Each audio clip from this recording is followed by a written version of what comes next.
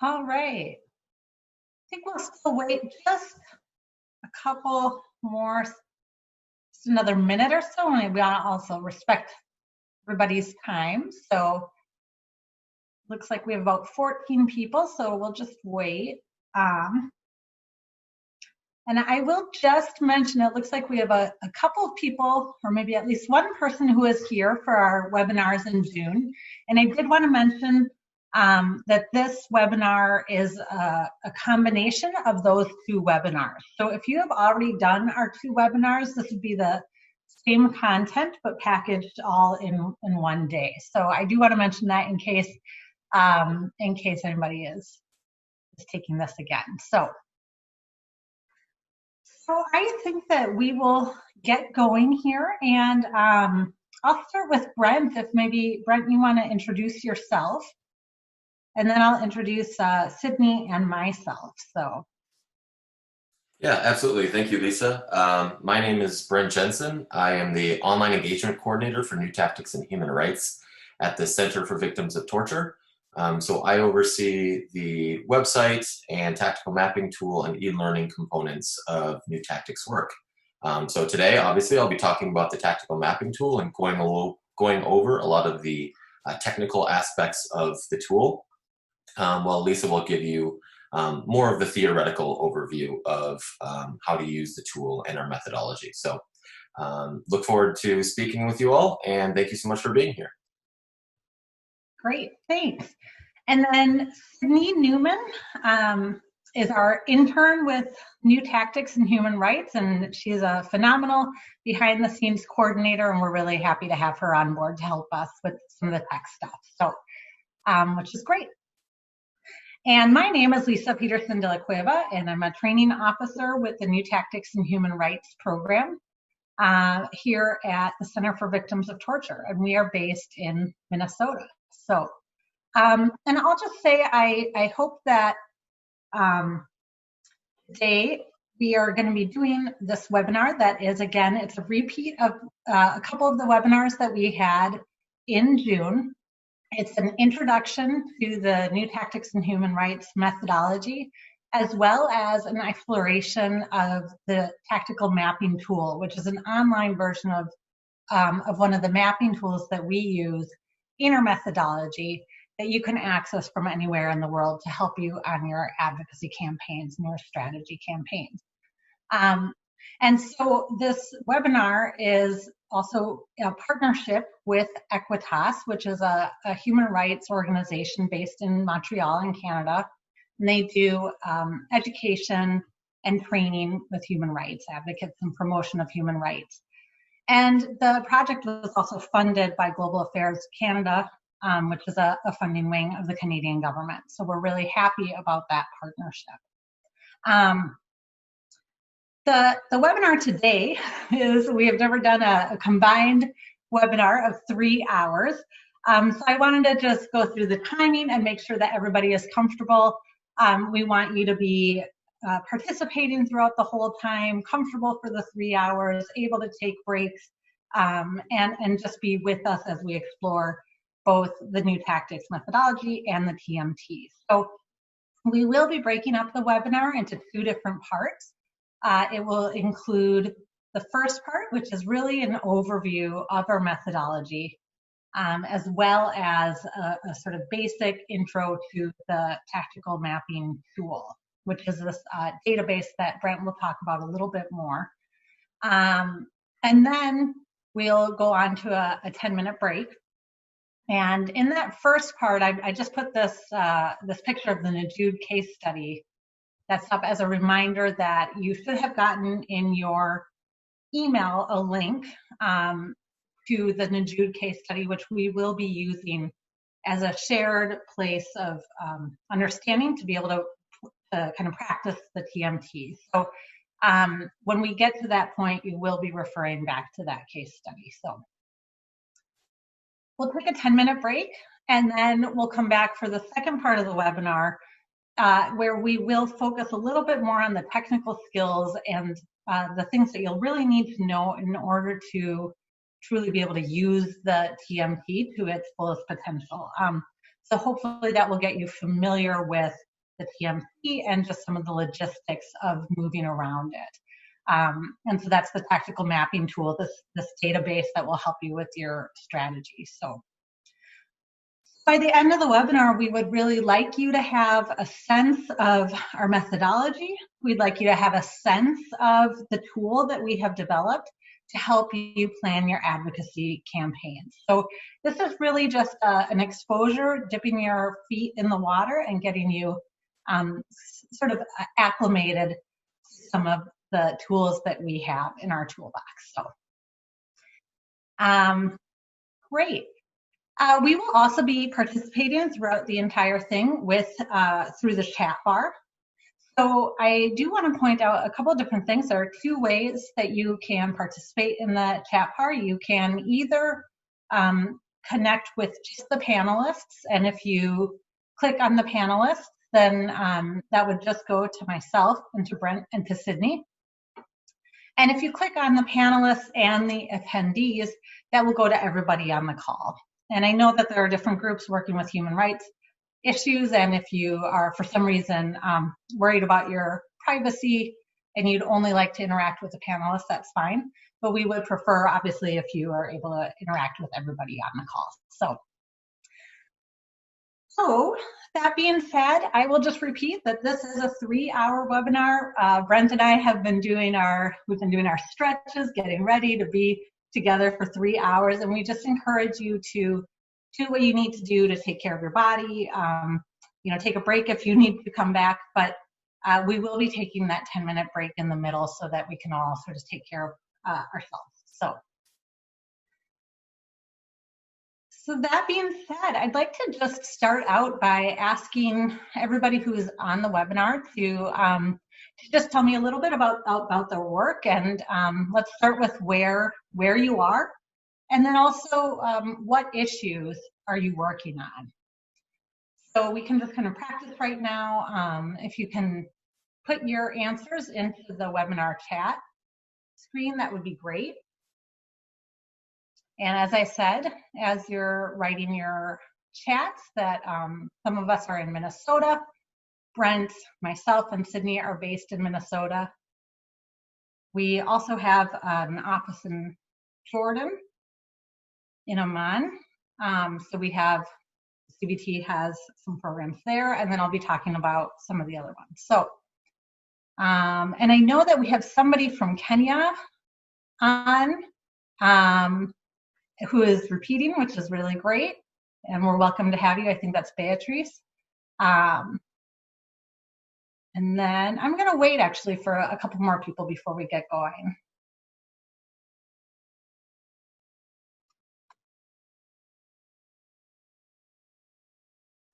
Canada, Alberta, in San Francisco. That's great. And if you want to also just put what kinds of issues that you're working on, I see that somebody is an academic that has human rights clinic. We have somebody from Turkey, which is great, working on discrimination, access, and justice, and freedom of assembly, which is something we're dealing with here in the United States right now. So, Lara, you are not alone in working on some of those issues. So, all right, and we have Valentina, who's a researcher in Chile, but in London, which is great. We have somebody from Dallas working on human trafficking. And then Beatrice, I called you out, so thanks again. So you're working in Kenya to address issues of social injustices.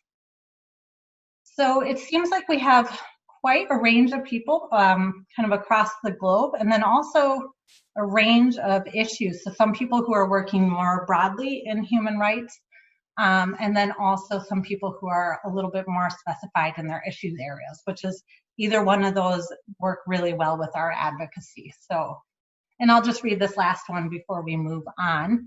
And it looks like Shatu as a peace advisor in West Africa, working on civil peace service based in Benin, which is great. So All right, great, wonderful. Well, welcome everyone. We're really glad that you were able to join us, and we hope that you'll be able to get something out of this webinar. So I'm going to start by just talking a little bit about our program. And so the first about half an hour of this will be a little bit more of me talking. We do want to have you participate through the entire thing. The overall framework, I'll talk a little bit about New Tactics in Human Rights as a program, as well as just our methodology itself, because I think that if you don't have the methodology and some of the grounding concepts, then using our tool is really just not going to be quite as valuable. So, and then for the second part of this first chunk, these first 80 minutes, Brent will actually take us into the tactical mapping tool, which is that online tool to help you with your strategies, and we'll actually work through some of that together. So, but I'll start with the New Tactics in Human Rights program. And as I said, we're based in Minnesota. We work with human rights organizations across the United States and across the globe to help people work on their advocacy and their strategy campaigns to advance the causes of human rights and move them forward. And the way that we came about, just to have a sort of understanding or a framework for that, is that we work with the Center for Human Rights. That is where we are based. And this issue of the Center for Victims of Torture is torture victims across the globe, and the issue of torture was not a really highlighted issue in the 1980s when our organization was really started. And there wasn't a lot of global attention to stopping the use of torture, and nor was there a lot of global attention to the psychological impact that torture had on victims and the rehabilitation services that were needed to help people who had been the victims of human rights abuses. And so our organization really started mobilizing coalitions of human rights groups across the globe, worked together on these large-scale advocacy campaigns, and had some real strategic wins. And those included funding for victims of torture across the globe. So there is a global fund that has actually been able to advance our work for rehabilitation services and for advocacy across the globe.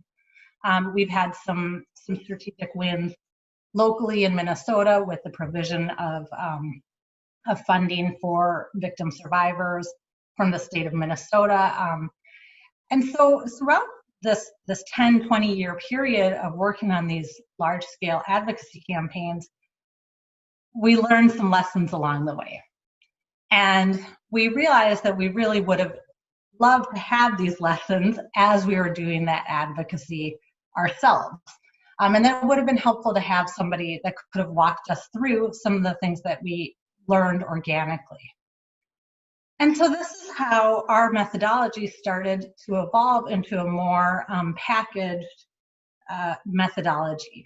So we now have taken some of those lessons learned, we've codified them, we've written about them, we've developed training manuals, and we work with human rights campaigns across the globe.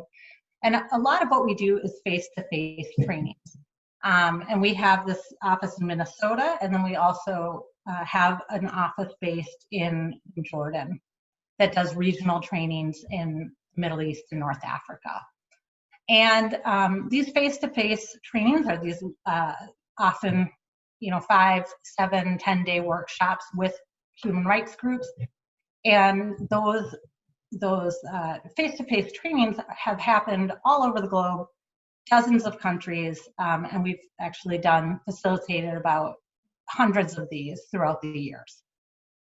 And those face-to-face trainings have also absolutely impacted the content of our methodology and what we have actually packaged for other human rights groups. A lot of the things that we do is document case studies of really successful advocacy campaigns across the globe.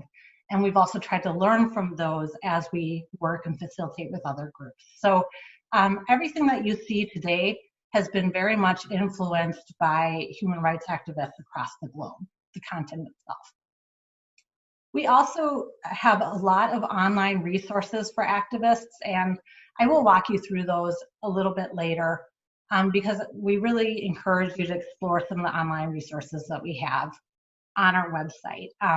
And that includes, like I said, case studies, conversations between human rights activists across the globe talking about their strategies, as well as the TMT. And then we also provide e-learning courses periodically that are a more in-depth version of what you're seeing here. So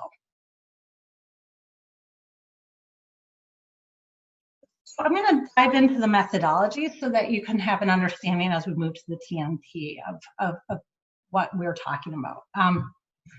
But as we worked with advocacy campaigns, we started to realize that often groups want to start with taking action. They think of a problem and then they're ready to act. And our methodology is really steeped in this idea that sort of in ancient knowledge about tactical organizing. And we have drawn on Sun Tzu's 3 sources of knowledge. And the idea here is that campaigns need to know yourself. You need to understand your own organization, your resources, what your strengths are, and what your weaknesses are. You need to know your opponent. So what strengths, what are their weaknesses? What are their goals? Where do you overlap? And where do you have total divergence?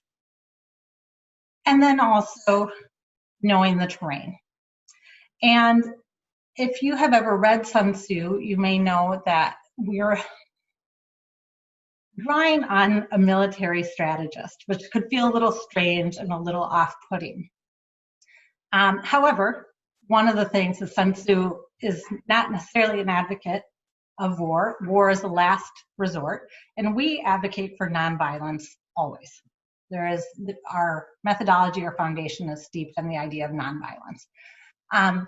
However, thinking about human rights activism with this precision of knowing yourself, knowing your opponent, and then also having even visually an idea of the terrain that you're operating in can be extremely helpful for activists. So everything that we talk about and everything, especially when you take our longer trainings, is grounded in this idea of this foundational idea of our methodology.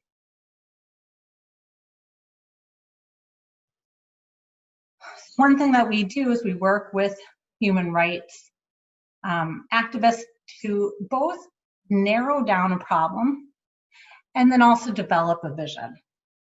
So as we do this, it allows us to develop sort of a strategic path to where we want to go.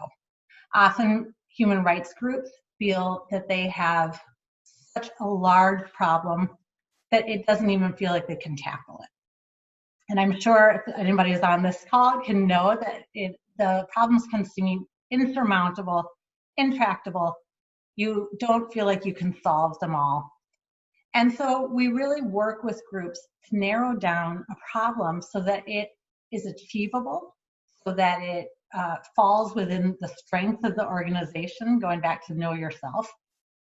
And then it also helps advance towards an aspirational vision. And Brent's going to talk a little bit more about that aspirational vision in a little bit, so I'm going to leave it there. But then we help organizations work on developing strategic goals, or we call them SMART goals, that will help advance that vision in both the short, intermediate, and long term. So breaking that down into steps is something that can really help people feel some sort of momentum in their campaigns, a sense of success, and a sense of direction. So for those of you who have been working on the same issue for a long time, trying to advance it, you can get a sense of how disheartening that can be. But for us, developing the strategic plan can really help organizations realize how far they have actually come, and yet still have a sense of where they need to go. And I'll just pause here as well and say that if you have any questions, feel free to ask them. We'll try to get to them along the way. And if not, then we'll also get to them at the end when we have a Q&A. So I will get to the question about the next training course in a little bit. So thanks for asking that, and continue to ask questions along the way, and we'll try to get to it. So as we move along in our methodology, I've talked a little bit about identifying the problem. And as I said, narrowing down a focus that feels achievable. I've also talked a little bit about creating a vision and what you need to do. And that vision, as Brent will talk about, is something that often groups can start with a very narrowly defined vision rather than an aspirational vision. So I'll give you an example. In the Center for Victims of Torture, our vision is really a world without torture, which is a tall order, but it feels like a world I want to live in.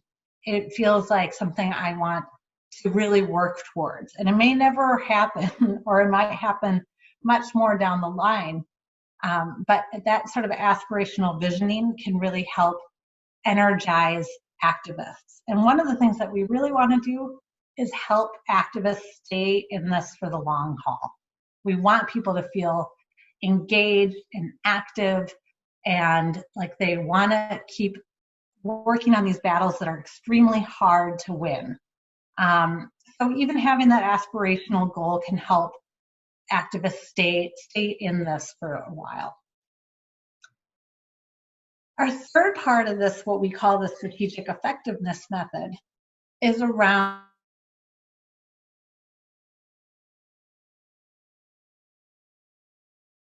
and it's also skipped by activists all over, including ourselves sometimes as we're working on our own strategy campaigns.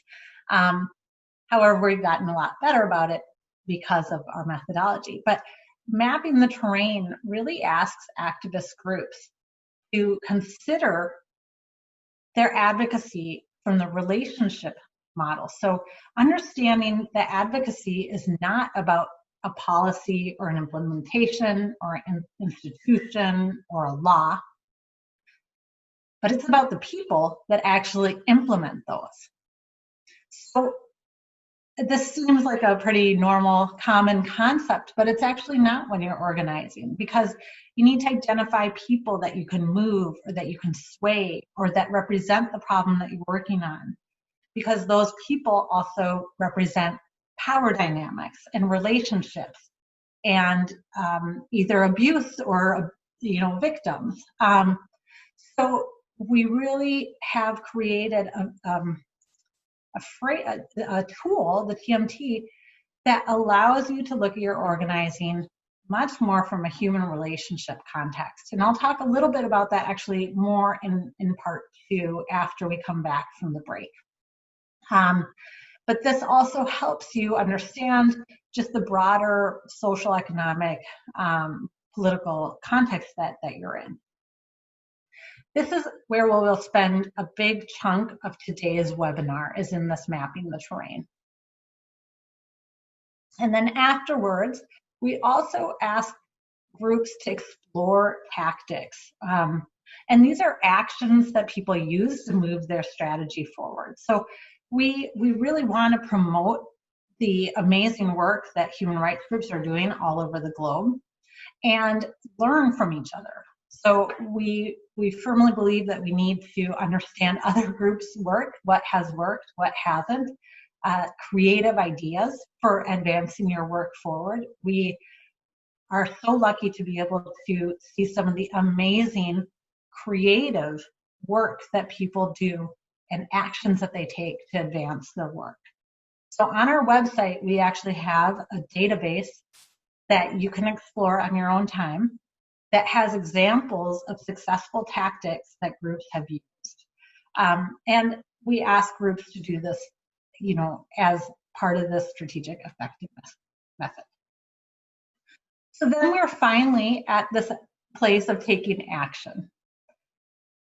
And again, most groups kind of want to go from identifying the problem to taking action, and this helps slow us down as well as, actually making a more successful campaign. So as we take action, we also help groups evaluate whether those actions have succeeded, if they're getting results, and then measure them sort of along the way based on the goals that people have developed. So this is really the core of what New Tactics in Human Rights does. It's the core of our training. It's the core of both those in-person and online trainings, but also the mentorship that we do with groups. So we often work with groups even after our trainings to help them implement this method or these steps that it takes. So.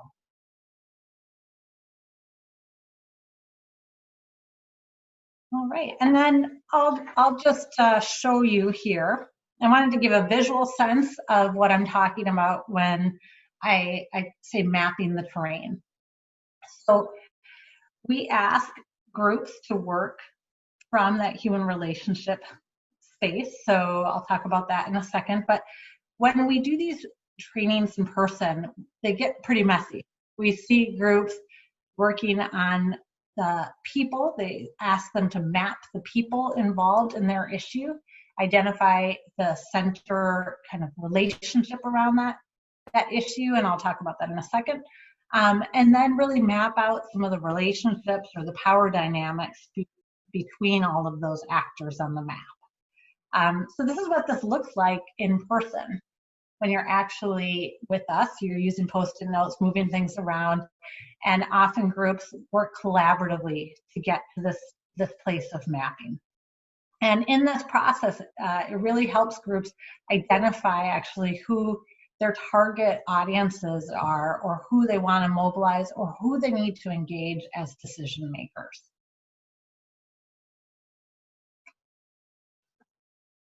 And then this is an example of one map that I wanted to show you because it sort of gets at what I'm talking about. And again, we'll talk about this in the tactical map itself. But we ask groups to identify 2 people that represent the abuse that is happening and also the victim of that abuse. And so this helps narrow down a problem. We could take an issue. This issue right here represents police brutality in the United States, which is something that we're dealing with in Minneapolis and across the country. So you'll see that police brutality is a large-scale issue. It's institutional, it's cultural, it is systemic, and it's hard to really break down how to start. Where do you start with an issue like that that's so large? So one way that we do that, we ask people to identify what we call the center relationship of that problem. So who represents that problem in a face-to-face relationship? And who represents the person who is abusing the human rights of another individual, and then the person that is abused? So in this case, if you can see my mouse, we look here and we have Jamar Clark, who is the name of an individual who was actually shot by the police and killed about 4 years ago here in Minneapolis, and the name of the 2 police officers, Ringerberg and Schwartz, who killed him. So we worked with a group in Minneapolis to develop this, and they had been really thinking about this issue, sort of working with the senators at the state level, and have really been thinking about policy. And as we worked with them, we started saying, if you don't change the way that a police officer, so in this case Ringerberg and Schwartz, think about Jamar Clark and vice versa, and the power dynamics that exist at that level, then we won't really see change. So you can implement change as much as you want. You can implement laws or policies. And if it doesn't really trickle down to that center relationship between these two people, it might not really have an impact. So an example of this in this context would be that we have the Department of Justice in the United States has released wonderful toolkits on reforming the police. There are amazing policy recommendations, and there's even been funding to do training with people across the country on this. And yet these toolkits have been around for a decade and somehow are not trickling down to this very basic relationship on the street between a police officer and usually a white police officer and a black man. So that comes into a greater context of racism and culture and policy, but it helps us understand that change has to happen at that very granular level if you're going to actually shift the abuse. So then you can see on this map, for instance, this person has actually laid out some of the other institutions and people involved and their structures. And Brent will talk about that in the TMT. And I'm just wondering, as I move on to the next slide, I'm wondering if anybody on this call has used anything similar in their advocacy campaigns. So a lot of people have heard of power mapping as a tool generally, and there are lots of different advocacy approaches to the work around this that are sort of human relationship based and mapping, but I'm wondering if anybody has any other strategies or similar kind of methodology or just process that you have used on your campaigns.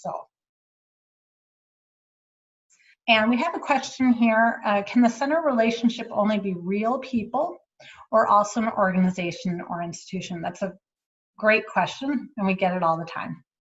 So they really need to be people. So it could be maybe the representation of a person. So for instance, if you wanted to look at this, instead of Jamar Clark, the individual's name, you would just maybe say somebody who represents the problem. So in America, it's black men are really being targeted by the police, and the police officer could be police officers.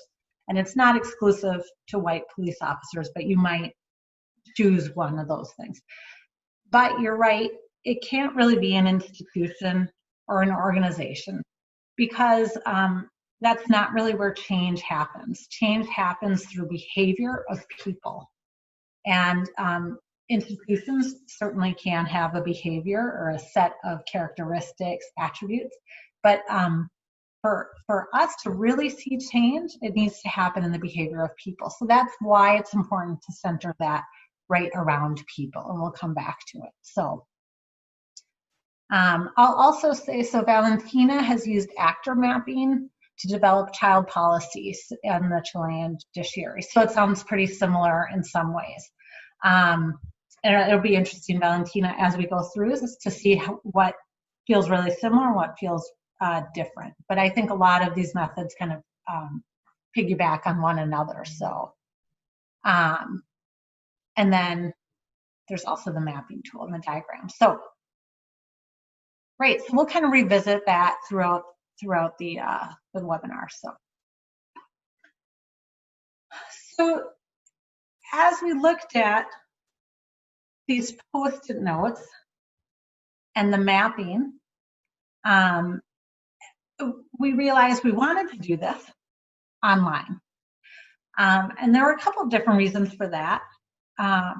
You know, Valentina, I don't know if you, in your mapping exercises, if you did that in person or not, but we would have these amazing sessions working with groups on the center relationship, on the mapping tools and everything, and we would actually have them look like this, and then people would roll up these things, take it on the subway, all the Post-it notes would go everywhere, and there was no way to actually maintain the information that we had developed, which was a real shame, and it was sort of a loss of information. We also started looking at how we could reach more people with this methodology, partly as a response to climate change and partly as a response of trying to get this, this methodology out there across the world. So we started moving towards how can we take this map and move it online. And so we developed something called the Tactical Mapping Tool. And I shot you, I'm not sure if you're talking about this particular mapping tool or if it's another tool that you're talking about. But in this second part, you know, Brent's actually gonna explore the Tactical Mapping Tool with all of you. And you'll notice that it was hard for us to actually capture that Post-it note, sort of a broad range thing into the exact same format online. So we're still playing with it. We're still trying to figure out how we can have this tool that's really helpful for people, that moves them through the methods, but also that more closely simulates some of our in-person trainings. So we'll jump into that in a second. And I'm just reading Valentina's comment here that she did it with people, with 500 people throughout the country. It was really messy and time consuming to extract information. And that is a lot of people to be doing that with, which is kind of incredible. But I hope it was helpful throughout the end and helped you get to where you needed to go. And one of the things that you'll notice is the Tactical Mapping Tool actually allows multiple people to collaborate online. So with a in-person sticky notes, you have to have the people who are there.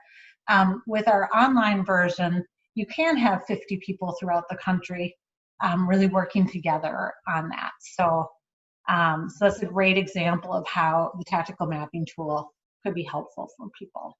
So as we wrap up this little portion of me just talking at you, the second part will be a lot more interactive, and we'll be really asking you to give your input into the Tactical Mapping Tool. So if you have some questions, though, about the methodology and anything that I've been talking about, the framework, then I do want to pause to have some questions, and I'll give you a second to think about those questions. And as you do think about those questions, and if you want to put them in the chat, that'd be great. I also want to point out our website. So if you remember that pie chart about exploring tactics and exploring resources, we have a whole range of resources on our website. And it is just an amazing resource, I guess, for people who are interested in strategy, but also in successful campaigns. So we have more here about the strategic effectiveness method. So I've talked really broadly about our method, but for each one of those pieces, there will be more information. There's a strategy toolkit. There's exercises that you can actually run through with people. There's an article that actually gives an overview of how new tactics came to be. And then there is, as I said, a tactical database. So I really encourage you to check it out. So, all right. So I'm going to pause here for questions. If there's a little silence, that's okay. I do want to give you a chance to think about some of that information and respond to it. And in particular, as you're responding to it, I'm wondering just what your reactions are based on the work that you're doing. Does this seem similar, very different? Does it seem like something that you would apply? Again, we're going to go through the different layers of this in the next 2.5 hours, but just start to think what seems familiar, what seems really different, what seems applicable, what doesn't, and think about your questions in that frame. So Yeah, so can you give an example of a strategy or an advocacy campaign being made with the tool? That's a great question. Yeah. So we have had we've had groups that have worked on this advocacy with the strategy, and I wonder if I could even I would encourage you to go to our tabs of case studies, because we actually have several books that outline example after example of groups that have worked with this campaign and with this strategy. So I can just give you one example of a group in Uganda who is working on women's rights and have really been working on this broadly, but ended up realizing that they had such a large vision, such a large problem, they weren't moving forward very much. So they started to narrow their vision around documentation of human rights abuses, and then also how they could use sort of mental health and secondary trauma and approaches to that in the documentation of the abuses itself. So they realized that, they actually were kind of re-traumatizing people by asking them to tell their stories of really awful abuse, of women's abuse. And the process of documenting the stories and then also dealing with that trauma at the same time became an empowering, and a really empowering moment for this group. And the women who were involved started to become storytellers and advocates themselves, because the group that we were working with actually narrowed down the scope of what they wanted to do, which was empower these women to tell their stories. So by starting right there, pretty small, they're able to work with women who amplified their advocacy campaign forward. So that's one example. I'm going to just jump back to the chat here really quickly. Brent has put in the chat that here are a couple of different cases in Jordan. And we have just so many rich examples from the Middle East that I really do encourage you to look at some of those. So Beatrice, you said that you're currently working with a grassroots group that's working on police brutality in their community. Great, so you've been struggling about how to go about this, and hopefully this can help you narrow that. And then Brent has also put a couple of different case studies here. So I hope that answered your question about a couple of examples. And we can also come back to a couple of those examples, especially in the second part of the webinar. I think it'll be really helpful as we're going through the tool to highlight some more of those examples as well. And then Valentina says, does the methodology work for any kind of problem, or does it have to have some sort of limitation, thematic in scope, or et cetera? Yeah. So for our framework, we really use this human rights lens. And Brent is actually going to walk you through exactly how we define that. So, you can have all kinds of different frameworks for how you think of a problem. Lawyers use a constitutional framework. Often activists use a sort of cultural lens or framework. For the new tactics in human rights methodology, we use the Declaration of Human Rights. So we want to, frame or use the Declaration of Human Rights to narrow down the scope of the types of problems that we're talking about. But we also use Declaration of Human Rights to help frame the issue and narrow the issue down in terms of a human rights abuse. So I'm trying to think of an example of a kind of a problem that wouldn't fall into this. And I'm not coming up with one right now, but Brent, if you can think of one, you can. But I would say most most issues that have to do with like any kind of inequality, oppression of groups, marginalization of one group over another are somehow going to fit within the framework of the new tactics methodology. So, all right, and I think, Sydney, I'm not sure if you were tracking the questions. I think there was one question that I might have missed, or at least one comment. And all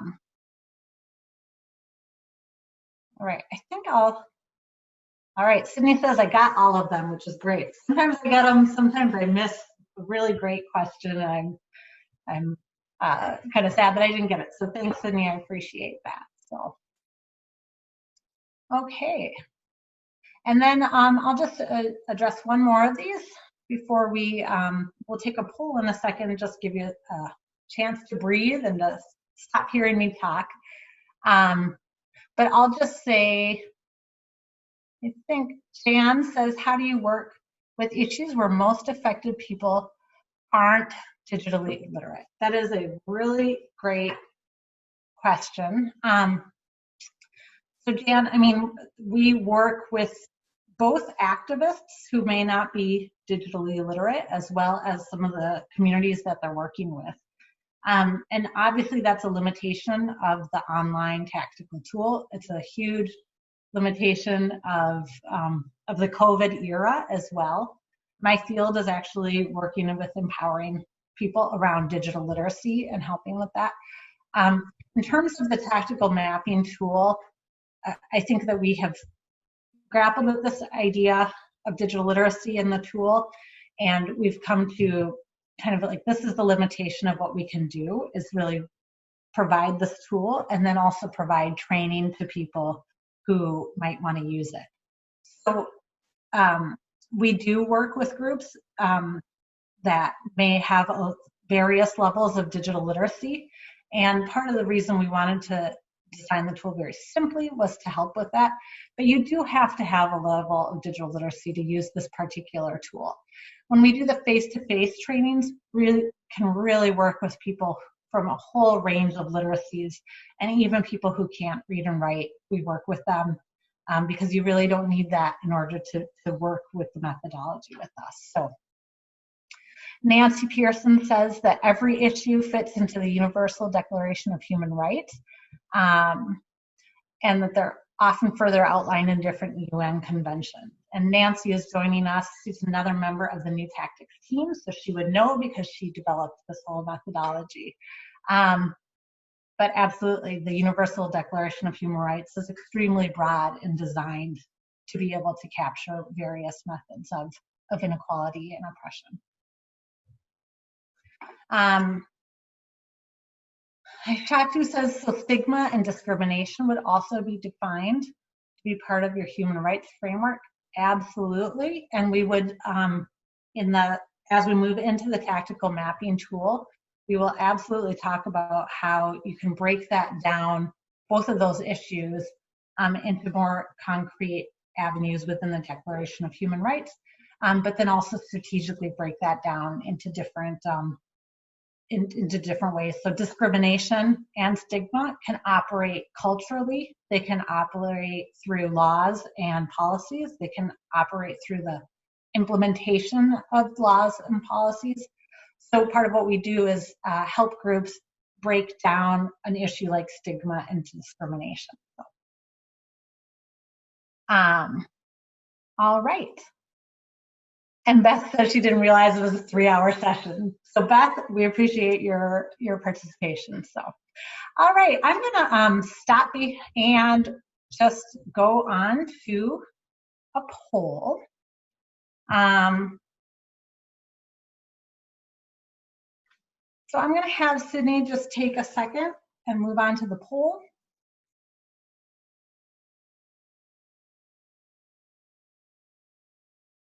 And hopefully, as you finish up that poll, we can move over to the TMT, Brent. Perfect. Thank you, Lisa. I'm just going to stop sharing your screen here for a moment.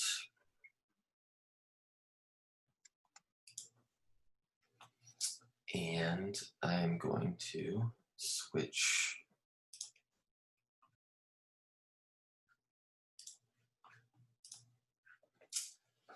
All right, so it looks like almost everyone has completed the poll. So just one person left. I'm going to just basically jump right into talking about the tactical mapping tool, so we can get right into that. Let me see here. All right, thank you, Sydney. We are going to go through the tactical mapping tool using a framework of the Naju case study, as we call it, which is a case study around child marriage in Yemen. Everyone was sent a link to that in the acceptance email. However, if you didn't have a chance to look at it, no big deal. It's just, let me pull up my chat bar here. Hold on one second so I can actually see if people are saying something. All right, but no big deal if you haven't looked at that yet. It won't matter too much, so we'll just jump in here. So first thing I want to do is talk about just logging into the tactical mapping tool itself. So when you get to the tactical mapping tool, which can be found at tmt.newtactics.org or tacticalmap.org as well, they'll both get you to the same place. This is what you see. It's sort of a landing page. There's a video here if you wanted to watch a short video about what the tactical mapping tool is about, a bit of information, a few slides that show you what the TMT looks like, also allow you to sign up. And then at the bottom, I just want to highlight that the tactical mapping tool was funded by Global Affairs Canada and was created in partnership with Equitas, which is a Montreal-based human rights organization. So from there, if you wanted to sign up for the tool, there's a few short questions here in sign up. And then there's sign in. And then I wanted to note that the entire tool is also available in Arabic. So you can switch back and forth between English and Arabic.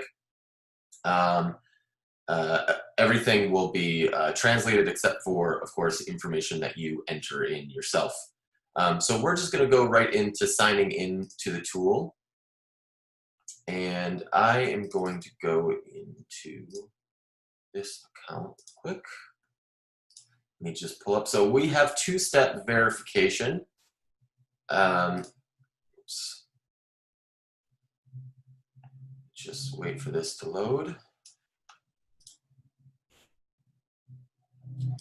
And the two-step verification is a security measure. So you'll see that this code came in that said after I went to log in with my username and password, it sends me a one-time login code. And this is just to protect your account should someone get,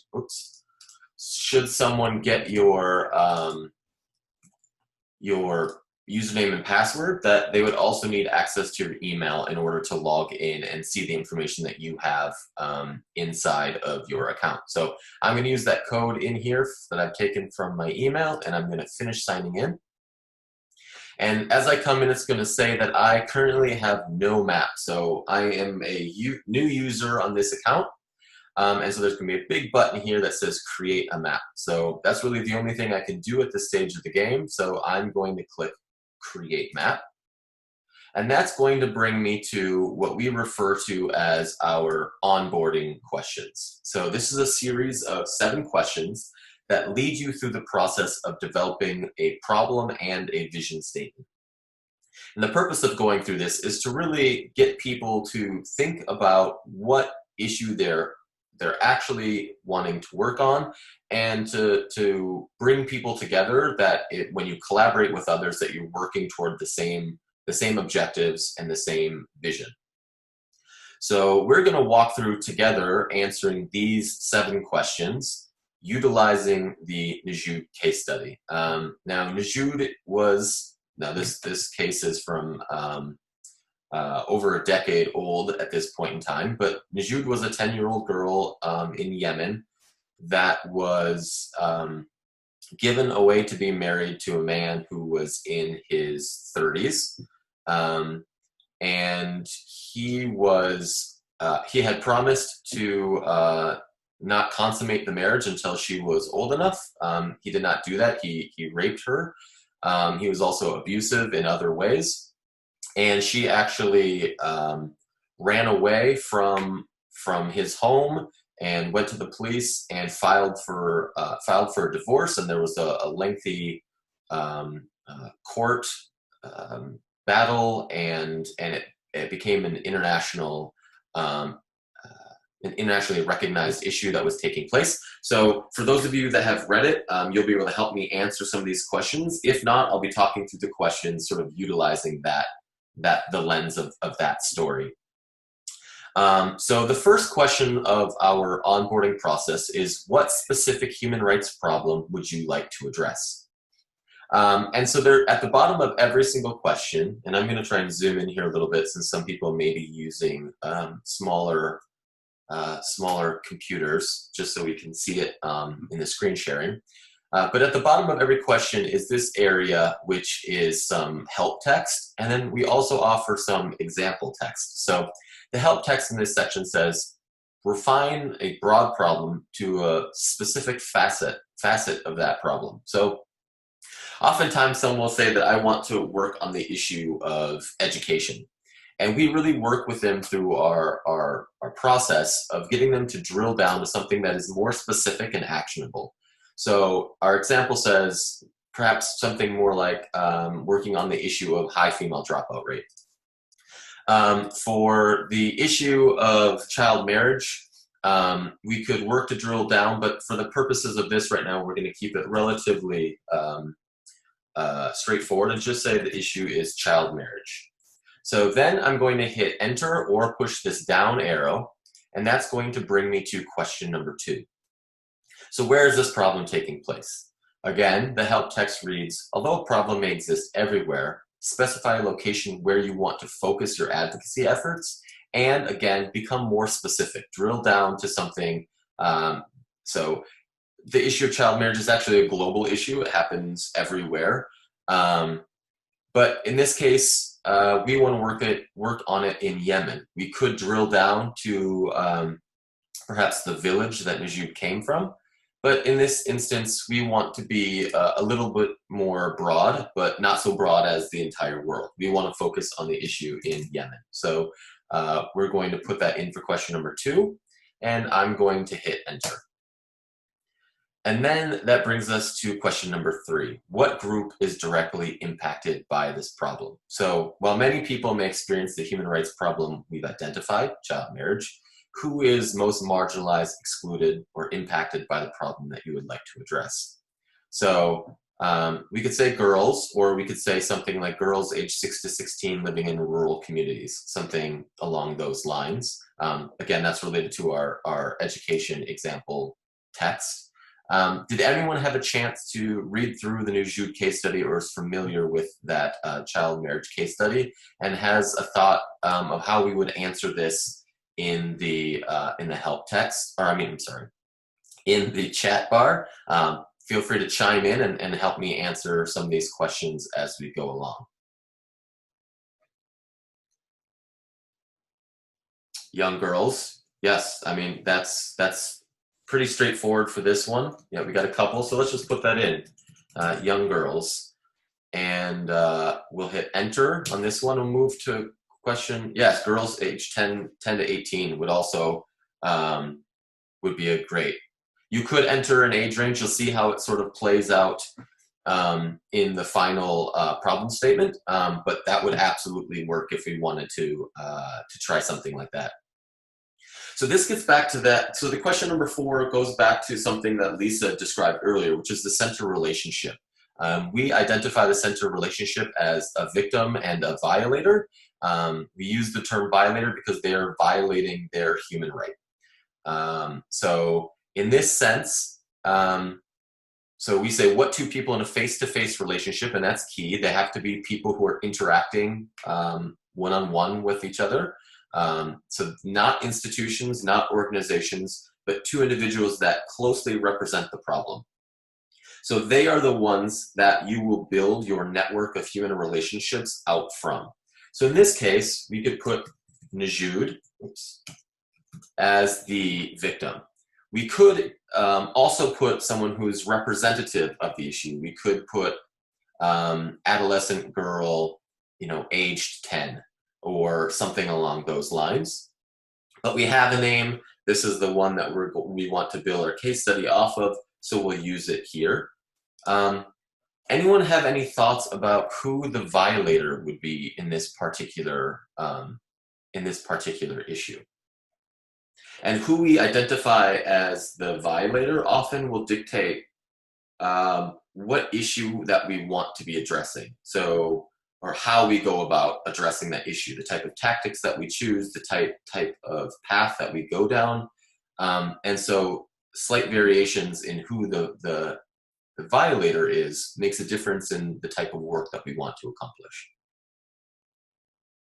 Husband, yep. Middle-aged man, could be the husband, also parents who arranged the marriage. So this is the debate that often comes up with this particular case. So if we wanted to be more generic, we could say a young girl and her husband or something on those lines.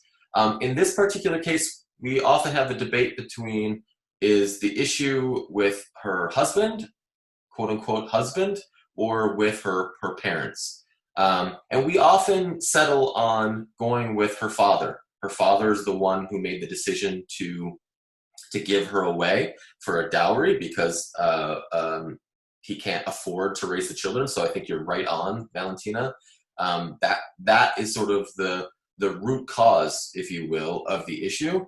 Whereas on the other side, with her husband, that might be more about rape or domestic violence or something along those lines. So we don't actually know Naju's father from the case study, so we'll just put in Naju's father here, and we'll hit enter and go on to the next question, which is the one we were just discussing. What do you think is a root cause of the human rights violation? And I think Valentina had a really good answer here, as we consider the political, legal, economic, cultural, social systems, structures, and conditions that perpetuate that violence. So in our example text, we talk about, again, going back to education, but lack of child protection laws, poor economic conditions, expectation that girls must provide domestic labor, male-dominated institutions, so the patriarchy. There are a lot of reasons why this exists. We could look at lack of access to education for young girls. We could look at those patriarchal society. But in this case, I think it really is a great way to look at this and say that one of the causes that we can look at is poverty. And again, this goes back to what are we as an individual or an organization poised to work on? What is the mission of our organization? What are we trying to accomplish? And how can we go about accomplishing that? Can we address this issue from a poverty viewpoint? Can we address this from an education viewpoint? So defining that root cause is something that you want to work on collectively with those that you're going to be working on the issue with, and really have the discussion. The discussion is really the critical part of this process, is narrowing down what we're wanting to do with our work.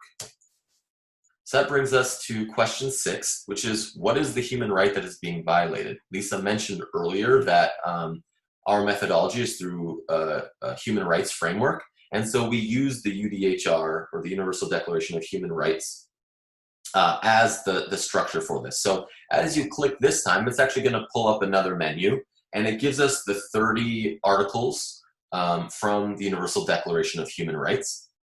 And we need to select one as the frame we're going to use for our issue. So again, there could be several that we choose from here. It could be marriage and family. It could be life, liberty, and personal security. It could be adequate living standard for health and well-being. Does anyone have any thoughts on what UDHR or what article we would select here to represent our issue related to poverty and how that impacts child marriage? Life, liberty, and personal security.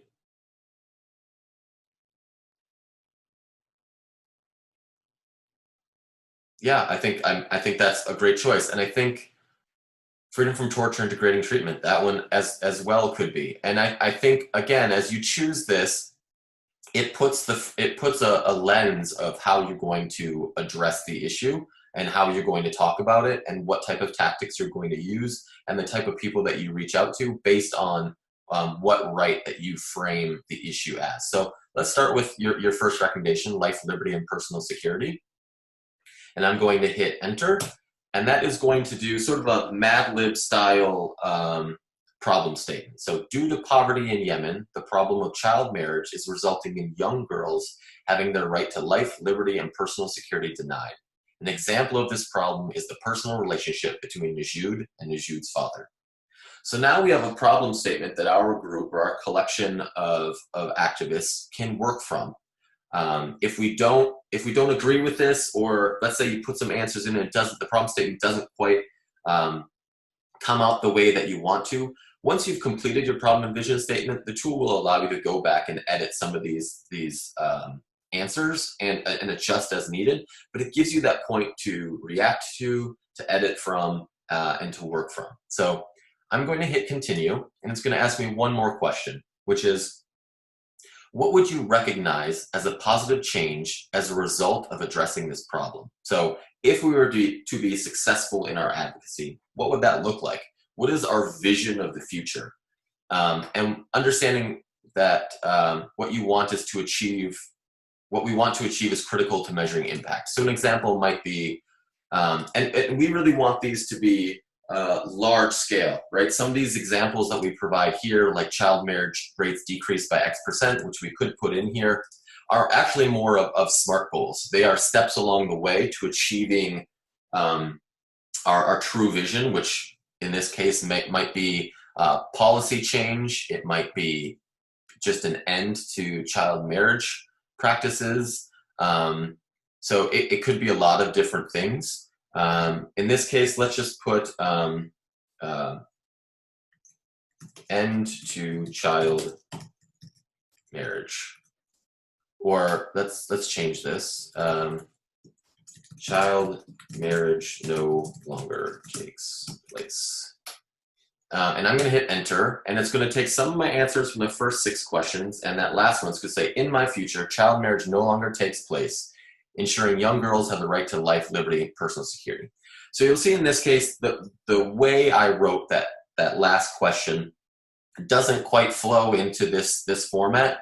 But as I mentioned earlier, you can go back and adjust that and tweak it to fit what you need. But what this gives you is a really straightforward problem statement and a really straightforward vision statement from which to work. So I'm going to hit continue here. And it's going to pull up this slide that says download CSV template to add actors, or add actors manually. So if I clicked this button here, it would actually pull up and download. You might be able to see this in the bottom left-hand corner here, but a CSV file. So this is a spreadsheet file. And in that spreadsheet file, it has information that you can fill in about different actors around this issue.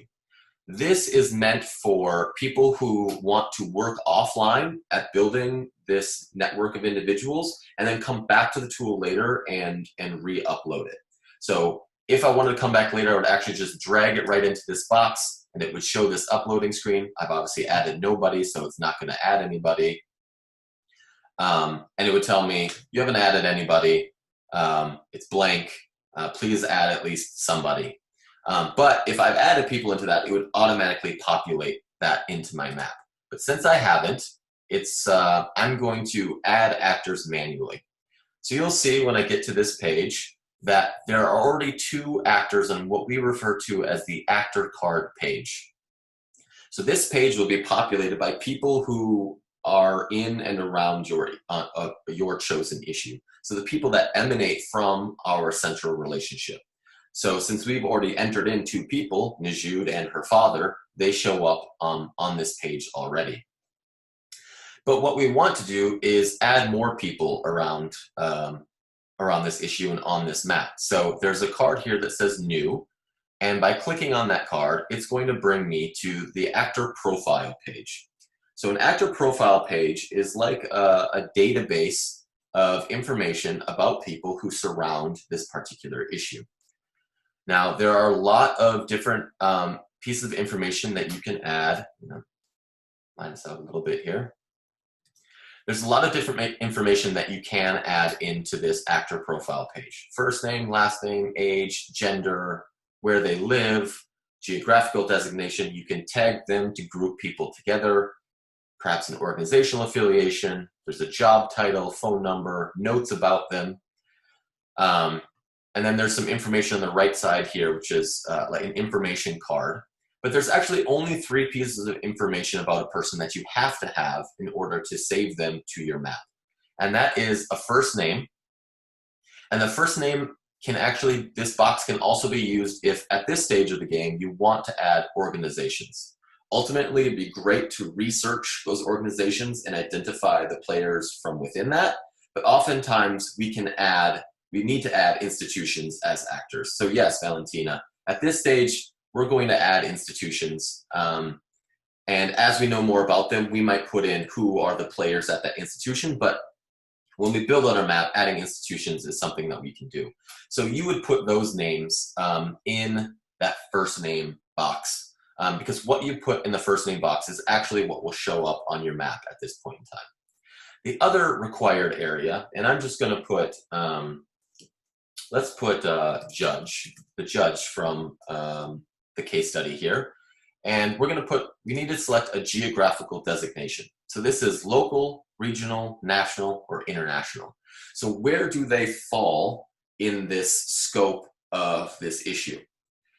And we usually ask people to start from the local and build out to the regional, national, and international levels so that we have a better understanding of where do people sit in this sort of complex system of input that people have on an issue. And then ultimately, where do we place ourselves on this issue? It's important to place yourself to understand how you're connected to the players or the actors around that issue. If you can't place yourself, that might be mission drift, or you might not be the best organization or individual to address this issue.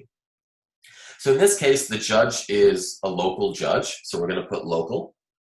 And then the third and final thing that we are required to put in here is a designation. So this is what we refer to as the spectrum of allies. So the spectrum of allies goes from active opponents to passive opponents to neutrals to passive allies to active allies. And you're required to select one of these because it is going to populate an actual spectrum that shows us what the balance is of individuals or actors from active ally to active opponent. So in this case, the judge is, we're going to say he's neutral. And neutral is key from a research standpoint. Oftentimes we don't know where people sit and it requires more research. Setting them as neutral in order to get them onto your map is a great place to start. It also opens it up for discussion about, do we move them? Have we moved them through the actions we've taken from neutral somewhere else? So in this case, he is going to be neutral. And now that opens up me to hit the save button. But I wanted to note a few other things from this card area on the right. You can click here and upload photos. So if this were a person that you had an image of, or you had a photo of them from, let's say, a protest or something else, and you wanted to put that in here, you can upload them there so that people remember who they are. Connections. Once we start drawing connections between individuals on a map, it will tell us how many people this person is connected to. And that lets us know how much sway does this person have. A person with a lot of connections is really important to the issue. We should do something with or about that person. This area that says no relationships, That refers to how are they connected to people in the center relationship. Once we draw a line between them, this will show up and tell us what their relationship is to the center relationship. And then down here it says tactical actions. Once we take an action, we use a tactic and we go do something. If we have said that the judge was either a target of or a player with that action, that will show up and be added here, and it will tell us how many people or how many different actions they have been involved in. So connections are how are two people connected and what is that connection? So I will get to that in one moment here. That's a great question. So once I add him, he shows up on here as judge. I'm going to add a few that people put in the comments. So religious leaders. So I'm going to put that all in first name so that religious leader shows up and we recognize that. Religious leaders are, we'll just say local here. And in this case, religious leaders are usually active opponents. So as I click active opponents, it's going to change the color dot up here to represent they are an active opponent. And I'm going to go down here and hit save. And let's add another one. Let's see here. Yes, Shada. So Shada, oops, hitting too many buttons here. Shada Nasur is her lawyer. So we're going to go down here and type in lawyer. She is Naju's lawyer in this particular case study, and she is local to the region, and she is an active ally. So we're going to put her up here as an active ally and hit save. And let's see, what other ones did people add? Politicians, yeah. Oops. So politicians are at a national level, and they tend to be either passive or active opponents. But one reason we might put them as neutrals, and I'll just put them as passive opponents for the sake of setting this up. But one reason we might put them as neutral is we might want to break that down, right? If we talk about in the U.S., for instance, or in a lot of places, if we talk about Congress, right? Congress is split up of people with a variety of opinions. So it's better to put in a congressman or congresswoman's name so we can accurately put their where they sit on the spectrum of allies, and so that we can target or join them effectively. So I'm going to hit save, and we'll stop right here with adding people just to get an idea of what this sort of looks like on an actor card page. So now that we've added a few people, if I come down to this little icon down here, which is this eye icon, it's going to bring me into the actual what we call the connections diagram. Before I do that, no, I'll go straight into that. So I'm going to click this icon, and it's going to show me the people that I've added. So Shada Nasur, politicians, the judge, religious leaders, and then our central relationship, so our victim and our violator. You'll see this little icon. This says we need to draw some lines. We haven't done that yet. That is something we will do after our break, is walk through some of that. And then up here in the corner is where we switch and look at the spectrum of allies. You can see the 4 people that we have listed show up in different wedges of our spectrum of allies. But once we start drawing connections, we'll be able to start building out this map in a more complex way. But that is how you start adding the players, the actors that are involved in a particular on a particular issue. So with that, I want to pause here and give everyone, well, actually, does anyone have any questions at this stage before we pause for a few minutes before we move on to part 2, where we walk through some of this, the tool in more depth? Yeah, so exactly. So I think Jan and Lisa are talking about this really accurately. If we put them all in a single basket, we definitely missed opportunities to engage with them in the ways that we need to. that's part of that, creating more research, doing more research around a particular issue is really critical. So any questions to me up to this point, noting that after we take a short break, when we jump back in, I'm going to move to a map for the same case study, but that's built out with a bunch of people, and we'll start looking at how those interactions take place and what this tool is really capable of doing.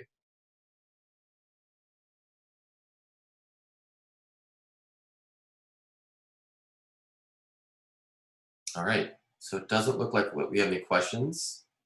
So I'll just jump in, Brent. yeah. One of the things that we get feedback on is there are other databases for strategy campaigns that do exist. Some of them aren't visual like this, but one of the amazing things about this is that it is free and you can collaborate with people. Yes, thank you. Across the globe. So, I mean, I think that's a really amazing thing that this tool is meant to be used in collaboration with some of those resources that I talked about. But it's also, it is pretty amazing that the back end of this is a database. It's just what Brent was saying, that there's an Excel spreadsheet that you can actually download, so that once you get to that mobilization stage, you can start calling people. You have the information all there. And more importantly, that it is free and accessible to people all over that you're working with, but also secure. So I just wanted to point that out. But yeah, thank you. That's great. Yes, the tool is entirely free. Anyone can create a user account, but we have worked really hard to make sure that the tool is as secure as possible, that the only people that see the information and the actors that you add in here are the people that you choose to give that information to. And we'll get into how to add colleagues or connections, or I'm sorry, collaborators in the second half. Yeah, so yes, we are going to, right after the break, I'm going to open up one that's entirely built out. I think it has 39 people in it and a bunch of lines drawn, and we'll work from that place in a little bit. We actually just received, someone had sent us an image of one they built out in the Middle East. I forget what the issue was, but they had nearly 200 people, if I'm correct. Lisa, correct me if you know the numbers better than I do, but their map was massive. It was massive. And so it's great to see people using the tool to really start jumping into their issue. So with that, let's take a short break so everyone can get up and stretch. Maybe use the restroom, and then we will come back at it in just, let's reconvene at, let's see, what time are we saying, Lisa? In 10 minutes, which would be 11:37. Yep, 11:37 Central Time, so that would be 12. We'll say 12:35 Eastern Time. So just in 10 minutes, and please take a break, stretch out, and we'll get more into depth on this in the second half. So hopefully you can stick with us, and we'll get to it again.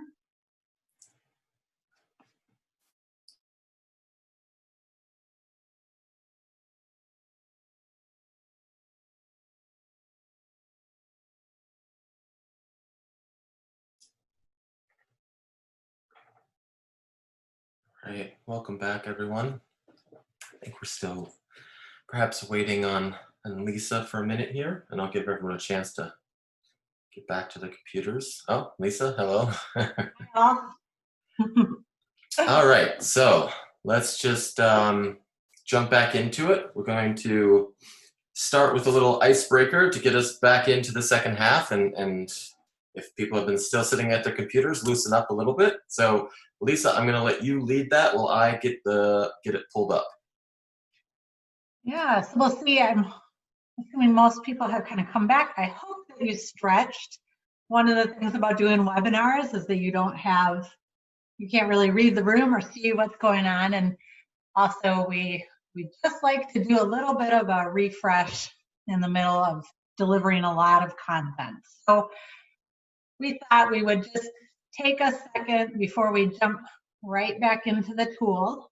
And we will spend the second half of this webinar really diving into some of those questions that you all had, which were really great questions. But first, we wanted to ask you a couple of questions about yourselves, as well as just how everybody is doing in this COVID world. Somebody had asked about digital literacy, and we wanted to ask just a couple of questions as we get back into it, sort of as a stretch. Hopefully you have used a tool called Menti. There's a website up here called www.menti.com. And if you go to menti.com, you can put in a code, and that code for us is 551233. So you can just add that in. You can do that on the phone, on your phone. You can do it on a different tab. And we're going to ask you 2 questions there, actually, although I think we might do it one by one. And I'm going to be doing it as I'm talking with you. So we just want to know if there's any technology that you have adopted to help you in your work during COVID. So that could be something as simple as Zoom. It could be a tool like the TMT. We're just kind of curious to hear what you're using out there. So I'm going to stick mine in here.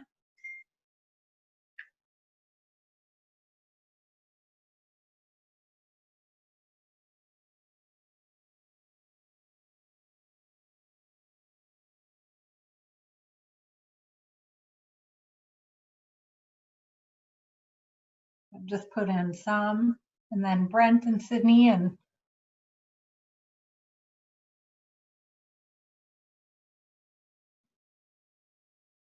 Facebook mobilizing and organizing has been huge.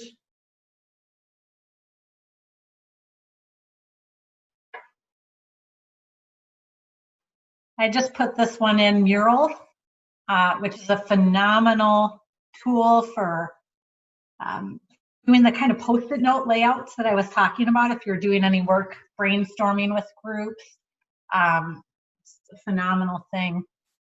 The virtual collaboration tools, Miro. I don't actually know what that is. I don't know, Brent, if you know what Miro is or if you've played with that. I have not played with that. Oh, Jitsi, MS Teams, Microsoft Teams, and the concept board. Yeah, we haven't played too much with the concept board. That's been WhatsApp as a platform. We have been using WhatsApp, especially in our groups in the Middle East and in North Africa, but WhatsApp has been a great organizing platform to talk about strategy for us. And even as educators, we find that people are able to use that more than Zoom, especially when they're traveling or in a remote rural area. Signal we've been using a lot. Etherpad, I'm not even sure what that is. Wow, great. I feel like I need to go and check these out. Canvas, so e-learning. I think a lot of people have been doing webinars or e-learning on things like that. So great, wonderful. All right, let's do one more, just kind of to get us out of the TMT for a second, and then we'll come back in. So this is also just a little bit more fun question before I dive in. What new skills or activities have you been drawing on to help you get through COVID? So I learned to kayak. I had never done kayaking before, and it's been amazing, in addition to just some new exercises that I've done. But all kinds of stuff that people are drawing on right now.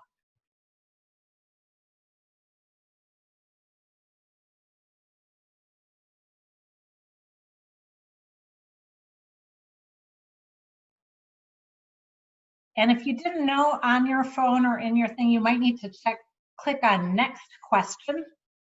if you still have the technology question on, and there's a button there that you could use. So what are you doing to get through COVID? What's been helping?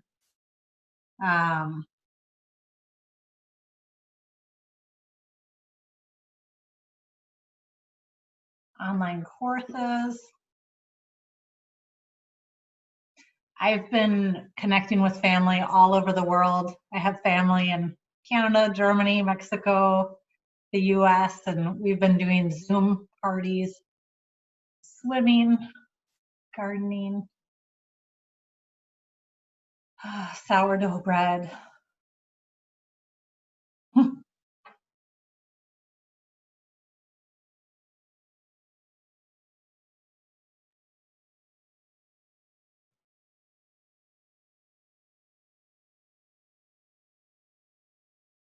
Graphic recording. That sounds really cool. I'm not sure what that is. Online courses. Well, there's a lot of people learning a lot on online courses in this group. Great. One of the reasons that we asked this particular question is we won't be really going through this in the seminar, but I did want to ground it. The Center for Victims of Torture really has types of knowledge around mental health and trauma and secondary trauma.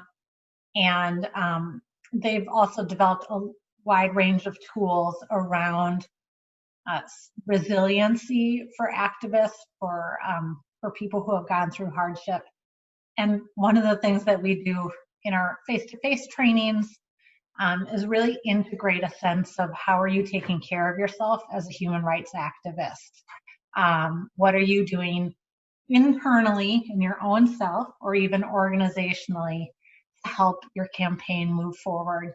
And again, be in it for the long haul. So these are just really good examples of the kind of thing that we talk about in our online courses. Are you going swimming? Are you hanging out with friends? Are you maintaining your social relationships in your own network so that you can build out those, those activist relationships for your campaign? So these are really great examples of that. So great. Well, hopefully everybody got a good chance to take a breath. And I'm just going to go through a couple of things that we're going to focus on for the second part of this webinar. Hopefully I can get to my slide. But I think that there were a lot of good questions in the chat bar, and hopefully we'll be able to get to those in the second part. So while the first part was just getting your feet wet and what is this tool, what can it do, what are the purposes of it, what's the background. The second part, we actually want to go through some of the how-tos. So how do you actually use this tool? Where is that edit button to add actors or change actors? Somebody asked. How do you actually also combine the tools with actions that you're taking, and how do you keep track of your actions? So I'm not going to list each one of these issues, but we are going to go through how you navigate these maps, how you edit, what you do for even your account, how do you get in, things like that. And then throughout the entire time, we will also be touching on some of the concepts, but unlike before we presented on it, we will really touch on it through the TMT. Somebody earlier had asked about, well, why do you actually do this passive ally, active ally? What's the point of that? What does that teach us?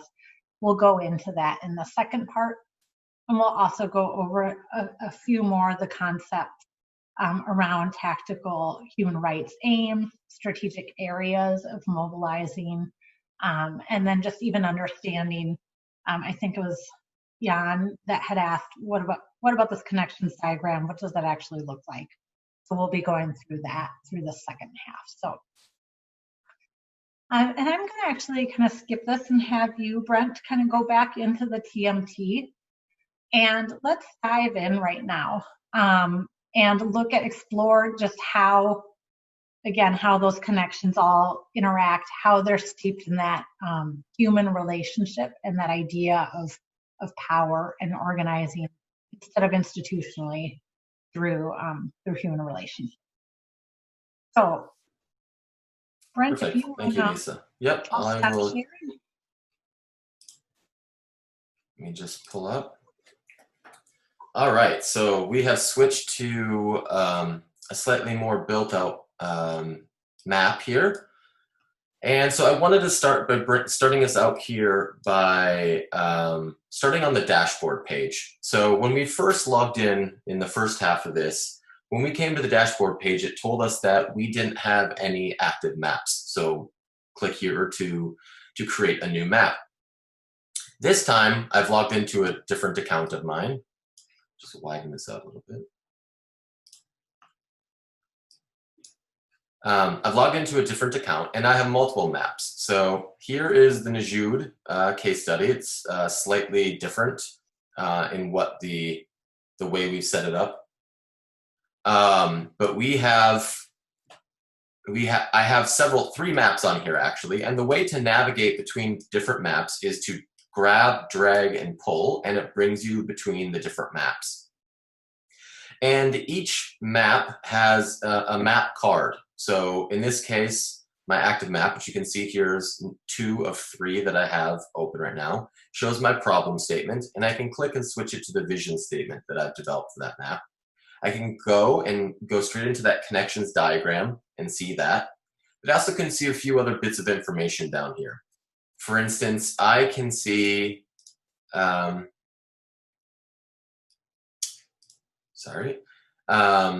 answer the question in the chat, no, there is no limit.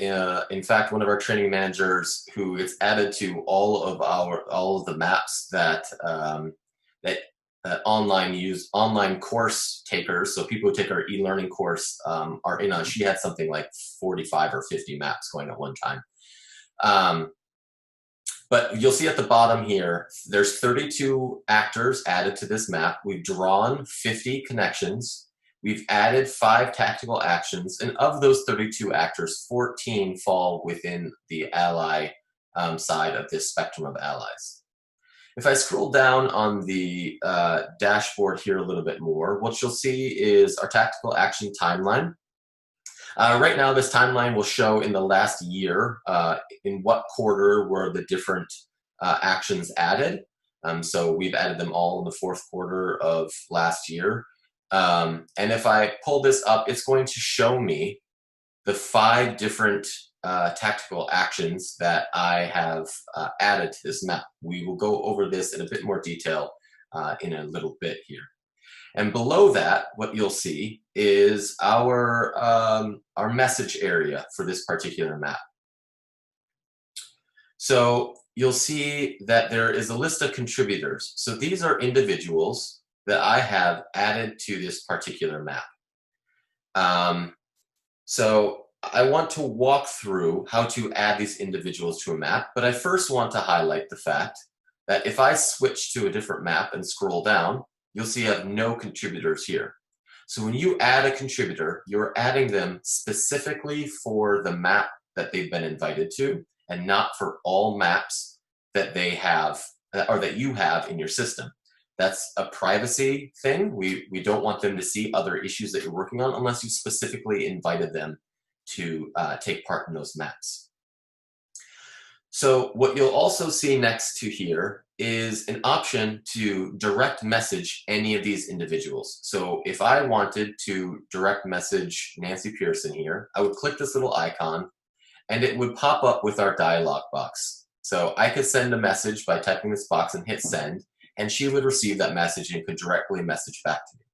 However, if I wanted to send a note or a comment to the entire group, I would put it in this notes section and hit post, and it would post it right in here, July 30th, hello, and everyone that's a contributor on this map would be able to see it.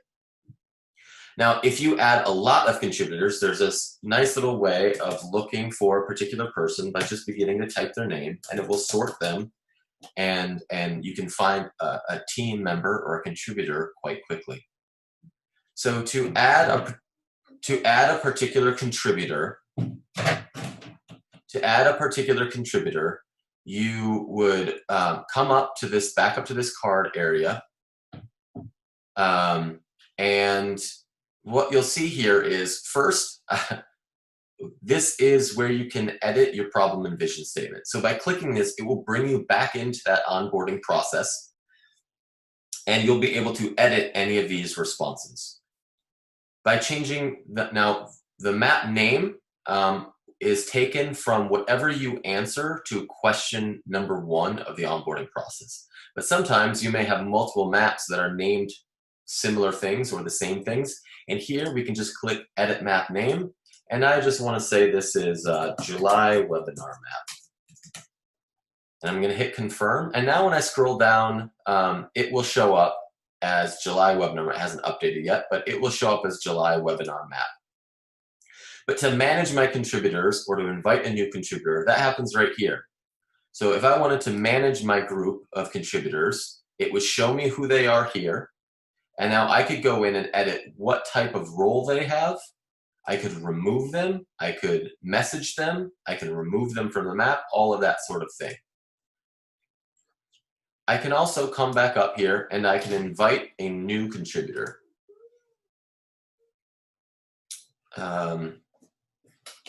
I can invite a new contributor here by just entering their email address. And hold on one moment.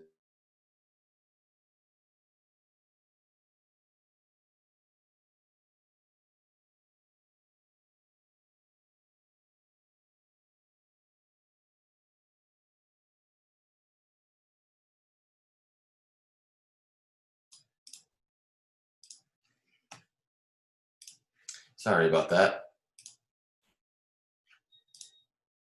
All right, so to just a little technical issue there.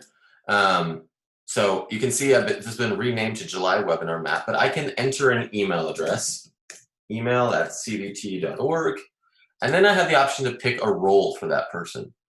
So I can make them an administrator, which would allow them to add new actors, to edit or add new actors, add new contributors, to manage the map, all those sorts of things. I can make an editor, which allows them to add actors, to put in information, but they can't do anything from an administrative capacity as far as adding new people to the map.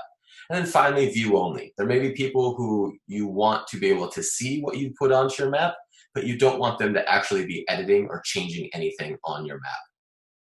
So I would select one, and then it would pop up a box if I wanted to add another, and then I would just click invite.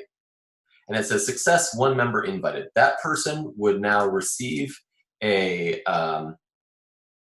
message in their email that they either need to create an account and accept the invitation, or if they already have a tactical mapping tool account, to log into their account and then accept the invitation from there.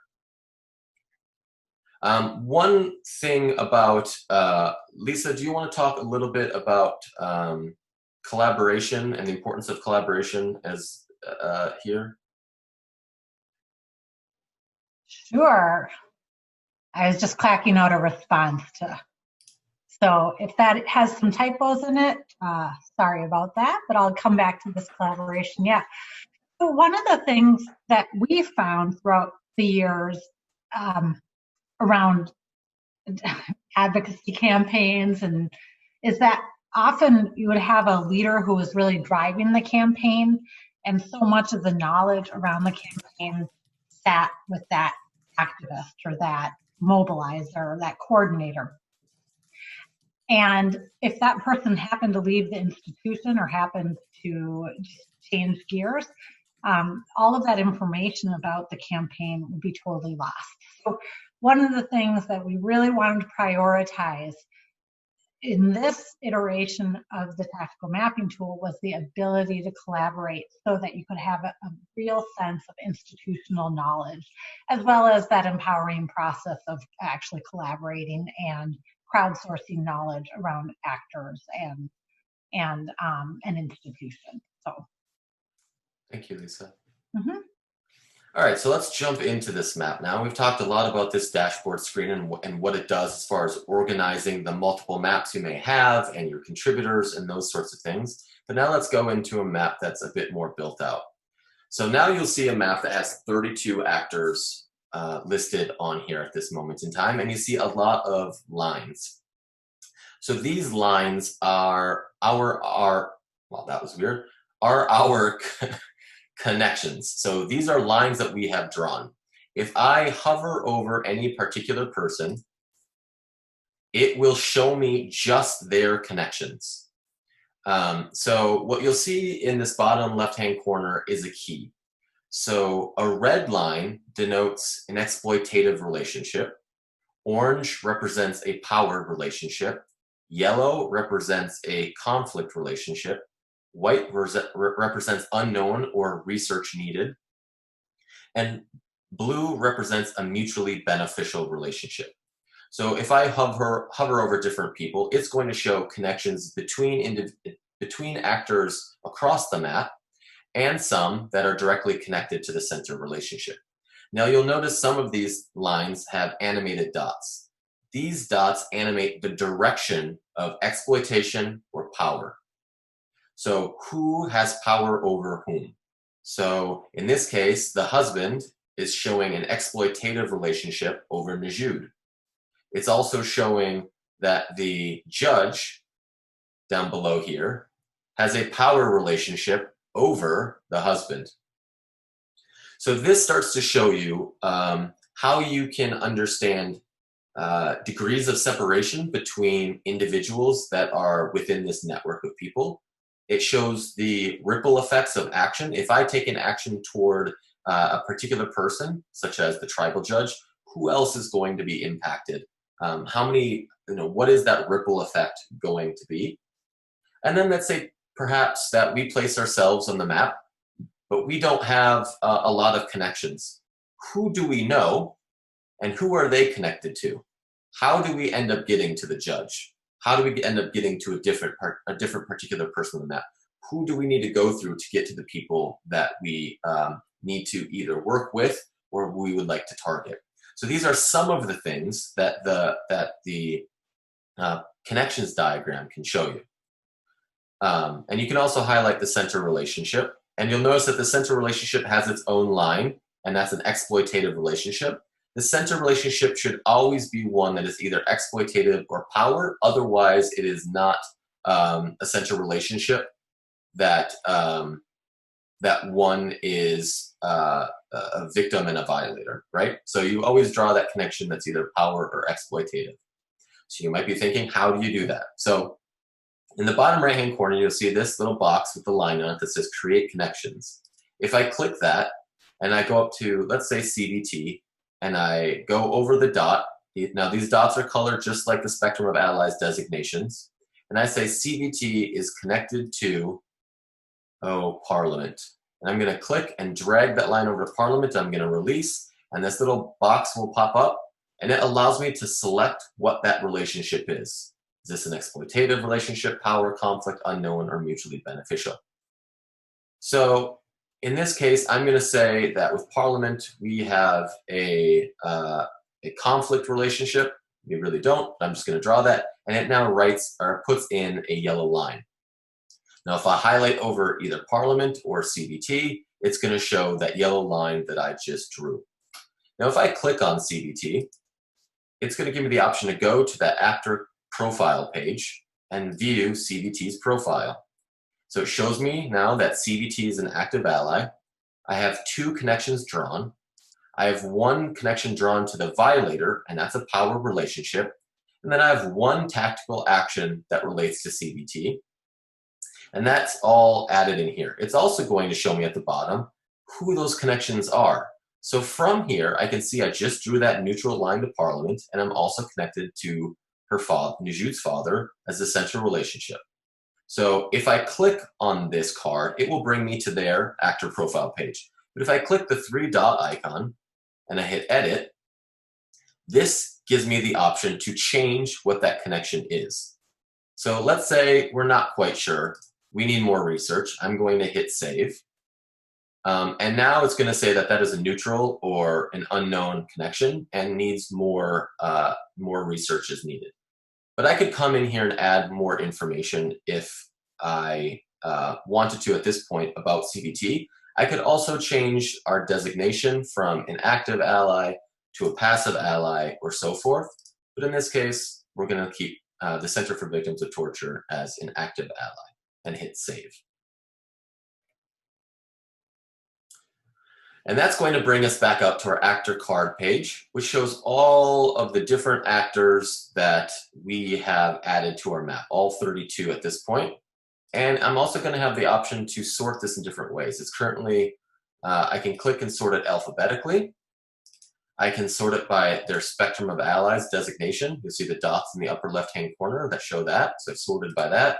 Or I can sort by that geographic location that we've identified. So local, regional, national, or international.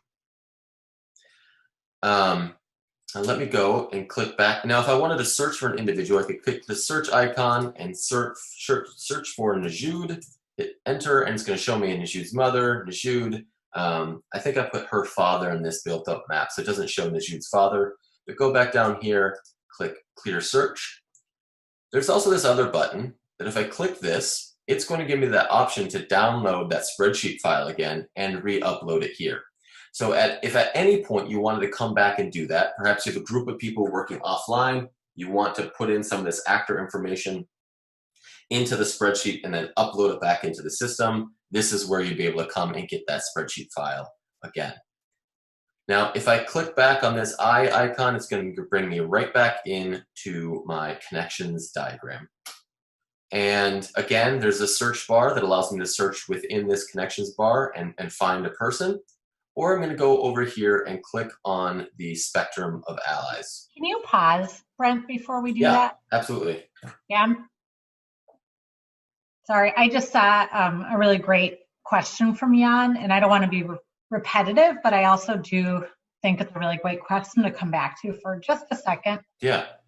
Jan asked about the center relationship and just how important it was to determine that center relationship, and then asked about the process for doing that.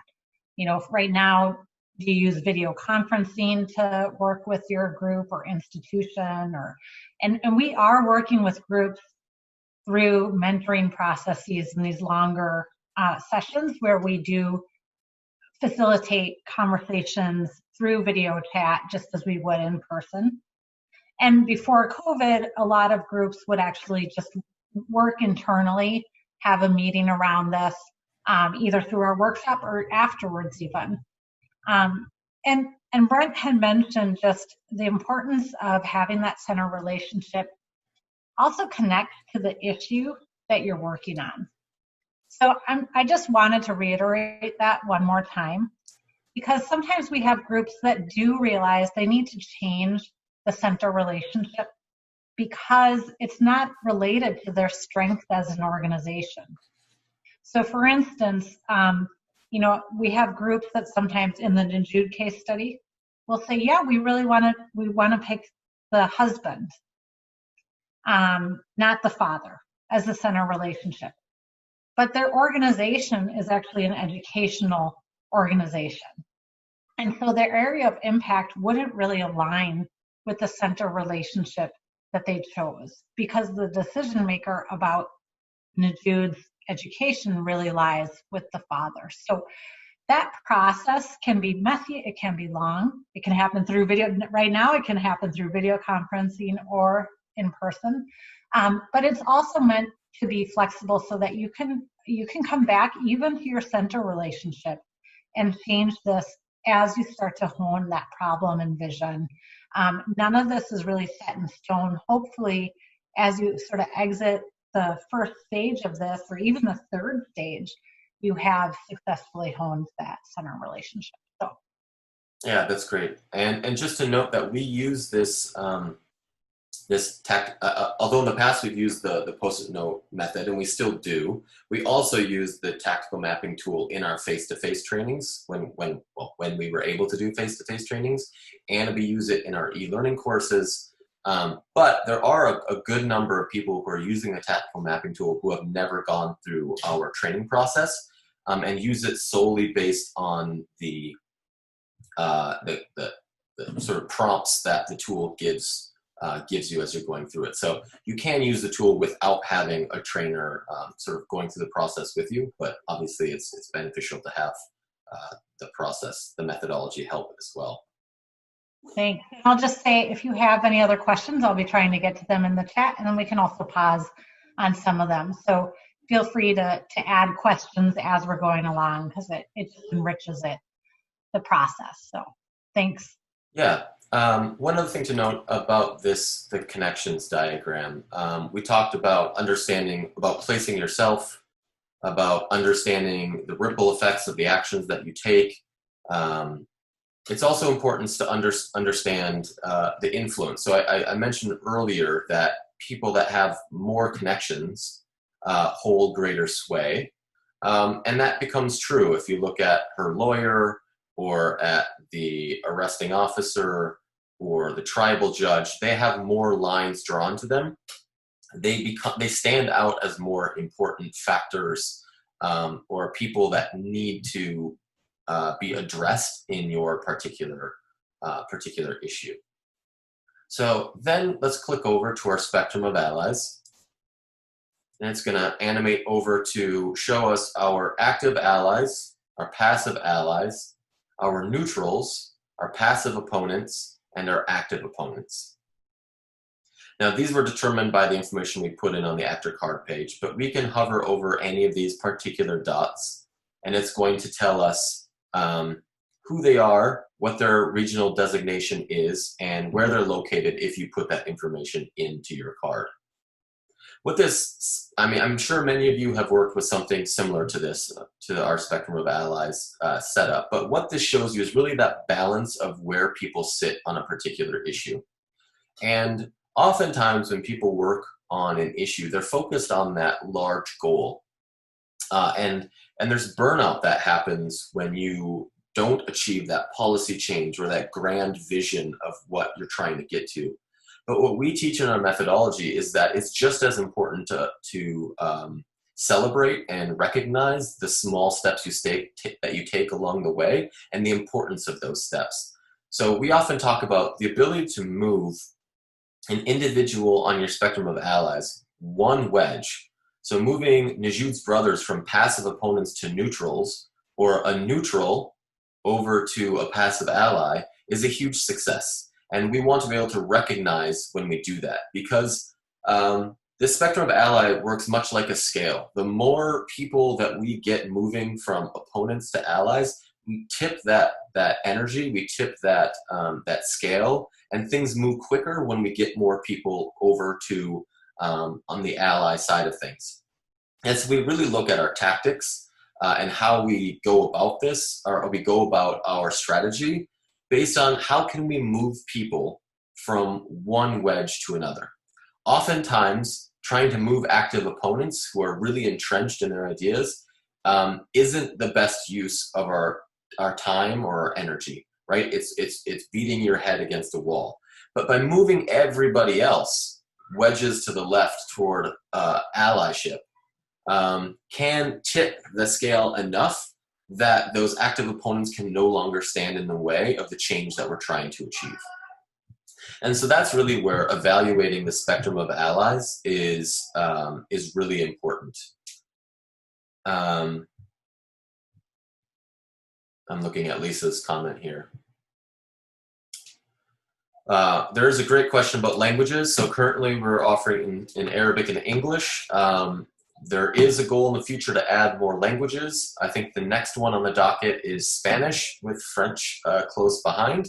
But that we'll talk about that in a little bit in sort of what the TMT looks like in the future. Lisa, am I missing anything about the spectrum of allies that you wanted to add in here? Sorry, I just could get my mute button on there. No, I mean, I put it out to the group also because I think there are probably people here who have used a similar designation. So I'm curious to know just your thoughts on what is the benefit of doing this. And Brent, you mentioned a couple of them, but I also wanted to bring this back to that overarching foundational thought of, if you remember, we talked about Sun Tzu, know yourself, know your opponent, and know your terrain. And we think that this tool can really help you do that. So knowing yourself, it really helps when you start to do your research and realize that actually this person that you thought was an active opponent, you do some interviews with them and you realize actually they're pretty neutral. So maybe they would be a little bit movable. It also helps you determine people that you think are pretty active allies, but really aren't working on the campaign or on your issue that strongly. So I think by having to really designate somebody, it helps you understand who's really with you and who needs to be moved. But another thing that we have started to find, and Brent talked about how you feel like you're not necessarily achieving something sometimes when you're going towards, say, a large policy goal. So for instance, I've worked on trying to get immigrant rights and documentation for immigrants. We've been working on it for 13 years in the state of Minnesota. Nothing has changed. However, when we look at the spectrum of allies, that particular issue has moved tremendously. And we're on the sort of precipice of having a large scale change. Our groups often use this when they are reporting to funders. And it's a really powerful tool, both internally to say, actually, we have moved so many more people than we realized from neutral to passive or passive to active. And that's a great story to tell yourself, but it's also an incredibly powerful visual and story to tell funders. So if you're trying to continue your advocacy work, but you haven't reached that final policy law change that you've been doing, our groups actually will take a screenshot of this and put it in reports and talk about their work effectively with funders. So it really helps both as an internal evaluation as well as an external evaluation when you're talking about it. So that was one benefit that I talked about. Perfect. Thank you, Lisa. Sydney, did you want to put a question in the chat for people? And Lisa, did you want to frame that a little bit? I'm sorry, can you repeat that? I was reading on response. Sydney's going to put a couple of questions for the group into the chat. Did you want to frame those questions? Great, yeah, absolutely. So it's just, again, a little bit more about trying to relate this spectrum of allies to your specific work. So we're just curious to know if you have ever shifted or identified the target groups for your campaigns. Have you gone through that process at all to identify which specific groups you're trying to target? And then have you also ever gone through the process of shifting those groups? And when you have done that, have you had any success on moving people along the spectrum of allies?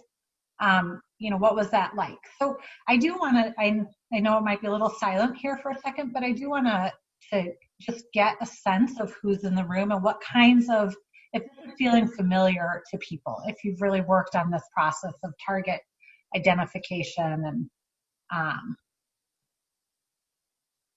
so I'm just going to take a second and let you answer that.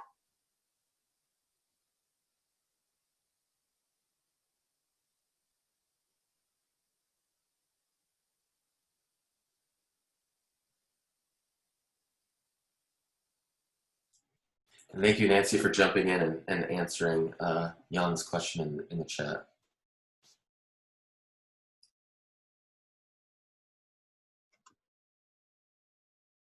And I'll just add that, when we are working with groups, we really work with a range of groups on this target identification or spectrum of allies. We have some groups that are extremely sophisticated with this already and really do work very well within this framework. And this just helps visualize that. We have other groups that spend a lot of time working on trying to sway their active opponents.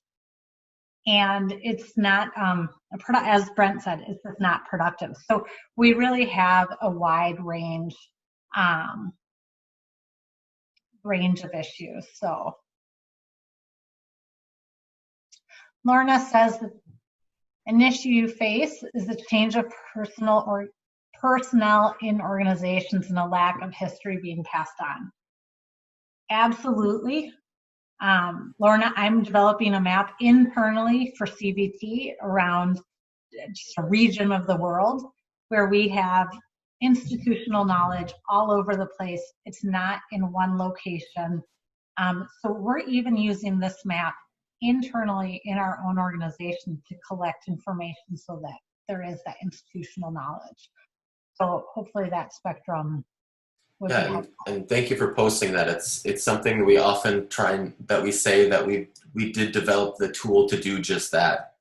You know, so many times, you know, even if you're doing a post-it note map, you know, that the history of the organization gets lost when there's turnover within organizations or there's burnout among people working on an issue. And so having a place where that information can live is so critical to keeping the issue moving forward, that we're not doing 3 steps forward and 4 steps back, and having to redo so much of the work that has been done by our predecessors. So thank you for that comment. Yeah, and just going back all the way at the beginning, I think it was Ashtu who was talking about stigma. And you know, stigma might be a really hard thing to track in the abstract if you're not attaching it to a specific law or something like that. And I think the spectrum of allies could really help you see, you know, be able to track or measure attitudes and how people are feeling about that. So, all right, I'll just give another couple seconds here for anybody to respond if they have, if this is something that they have done, shifting and targeting groups. And if not, we can just move on. All right. So now I want to jump into talking about tactical action reports. So if I go back to my dashboard, so I'm going to pull up the menu system. I don't think I highlighted the very basic navigation of this tool. Up in the upper right-hand corner here, there's this menu button. If I click on that, it pulls out a menu system, and I can go back to my dashboard from here. I can also see all the different maps that I have available, and it puts a line through the one that I'm currently on. I can also create a new map here, or I can switch to Arabic. There's also help text, some terms and conditions, as well as some glossary of terms for if there's terminology that we're using in here that you're not quite sure what we mean by that, the glossary will give you answers to those questions. But I'm going to go back to my dashboard, and it's going to pull up my 3 maps. I'm going to navigate over to number 2, and I want to look at my tactical actions. So this is really a place where we can plan and develop future tactical actions we're going to take. We can keep a record of past actions that we've taken, and really use it as a tool for organizing. And going back to the comment earlier about that institutional knowledge, like making sure we know what we've done and when we did it and who was involved and who we targeted, and all that information can live in one spot. That gives us so much more knowledge about where we're going when we can look back on that information. So to add a new tactical action, once I go into this icon here, I click this plus button, and here it's going to pull up a box for our tactical action. So the first is a title. This is a required field. And then below that is when it took place, month, day, and year. Those are all required. However, the time of day is not. The location of the address where it happened, also not required.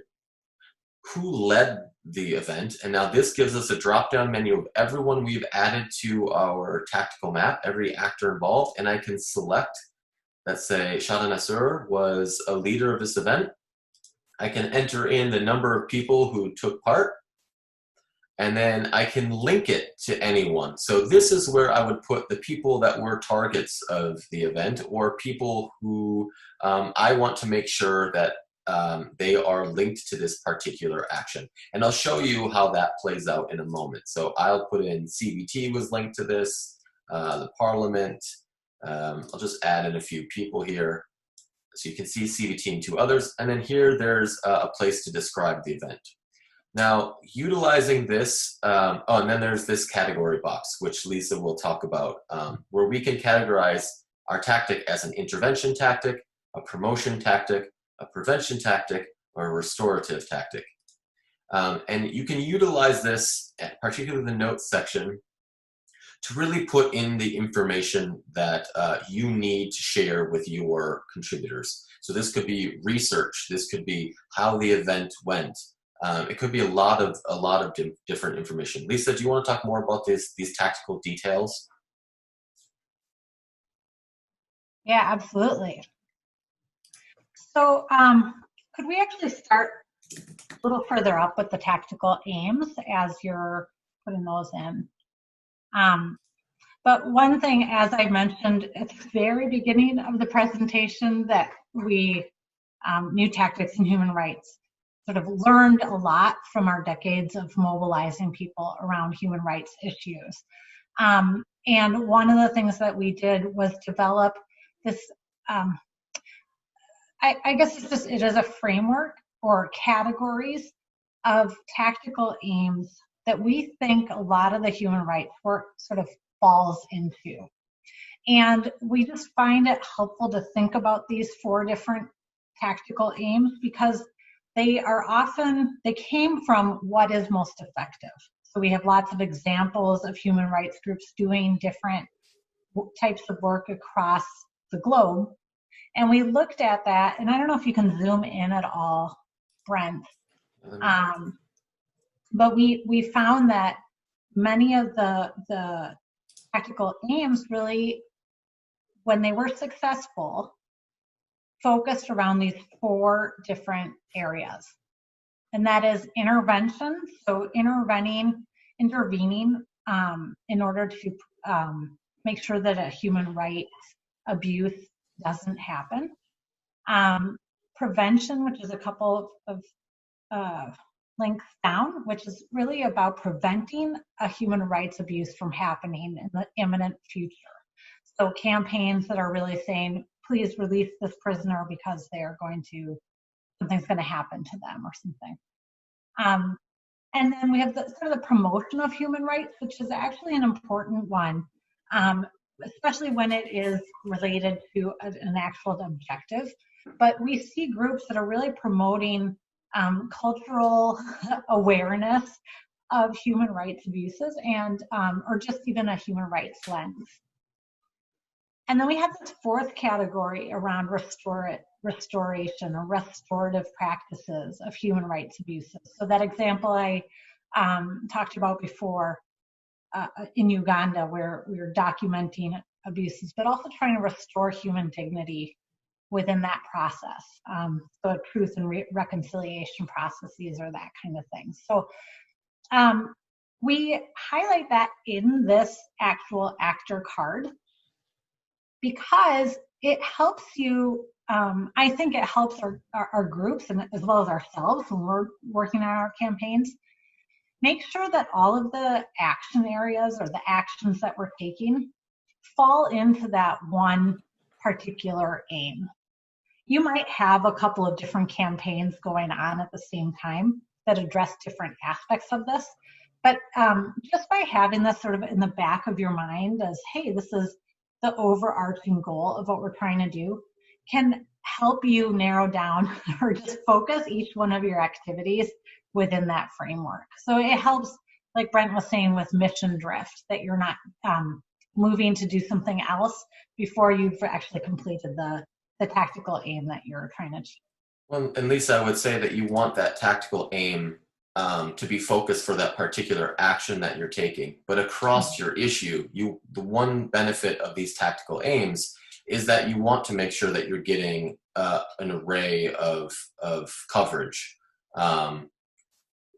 So that, yes, if we're working on a particular issue, we don't want to only be doing promotion of that. We also want to as you said, see your objective and make sure we're doing, we have aims that cover that objective. And then in that note section, I just thought it'd be helpful. This doesn't actually come up on the actor card, but I do think it's helpful to go back to, and that is when we work with groups, we also talk about these steps, as you remember in that pie chart with the strategic effectiveness method. When we talk about taking action, a lot of times groups move right into trying to persuade, maybe a lawmaker around a law or something like that. And what we have done is also categorize the kinds of steps that you can take in order to get to the point of trying to persuade people. And again, I don't know if you can zoom in a little bit, Brent, but a lot of the work that we do falls into helps groups think about these 4 different areas of tactical actions. And that is research. So first, trying to do the research that is necessary to designate your power lines, to designate your allies. Jan, you had talked about relationships and how you can map potential conflict, especially within coalitions or even institutions. So researching that, mapping it out, is part of that first step of research. And you had asked also, can you map out whether there's a potential to come back to that? That's all in this research stage. And then we also talk about internal capacity. So just doing the work internally to see where the organization is and what other coalition partners might need to be brought in who have different areas of expertise. So if you're not a communications group, you might not have the capacity to wage a public service advertisement campaign across the nation. But through that process of determining that, you can narrow down your scope.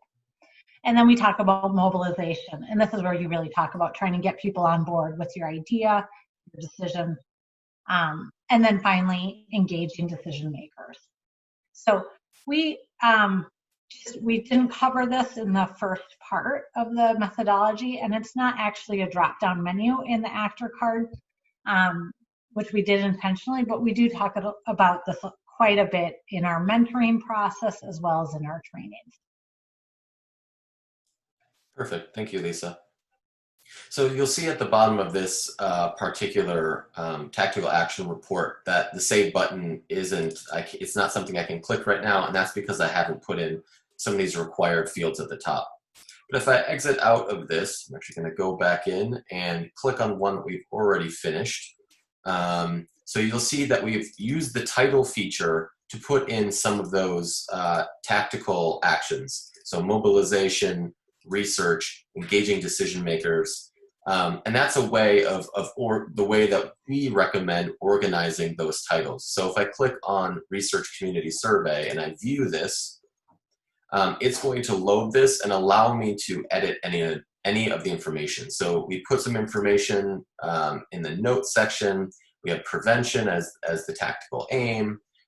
We've highlighted some people who were involved. We put in the location of the event, and that's all saved that we can come back to. We can tweak it if we need to, but it's all here for anyone that's a contributor to come and view. So that's the tactical action reporting. What I want to show is that if we go to a particular actor, so let me view this map and go into CBT. I'm going to go to my profile page. it says that I have a tactical action report linked to CBT. If I go to this upper right-hand corner, you'll see this little document icon. If I click on that, it actually brings me to that same tactical action menu that we just saw from the dashboard.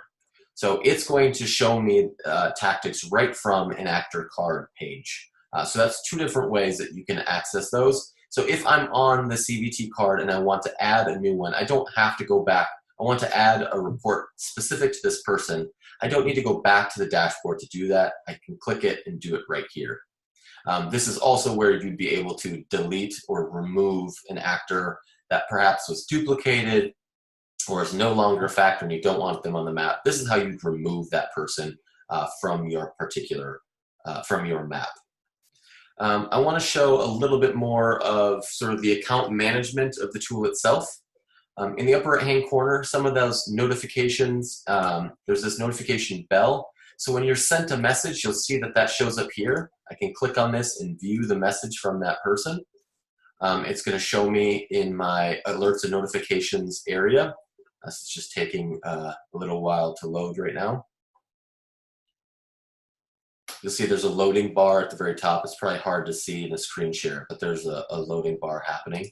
But it's also going to tell me that Lisa invited me to a map. It's going to show me that Nancy added a particular, organization to a map that we're collaborating on. So it's going to show me the most recent alerts of what's happening.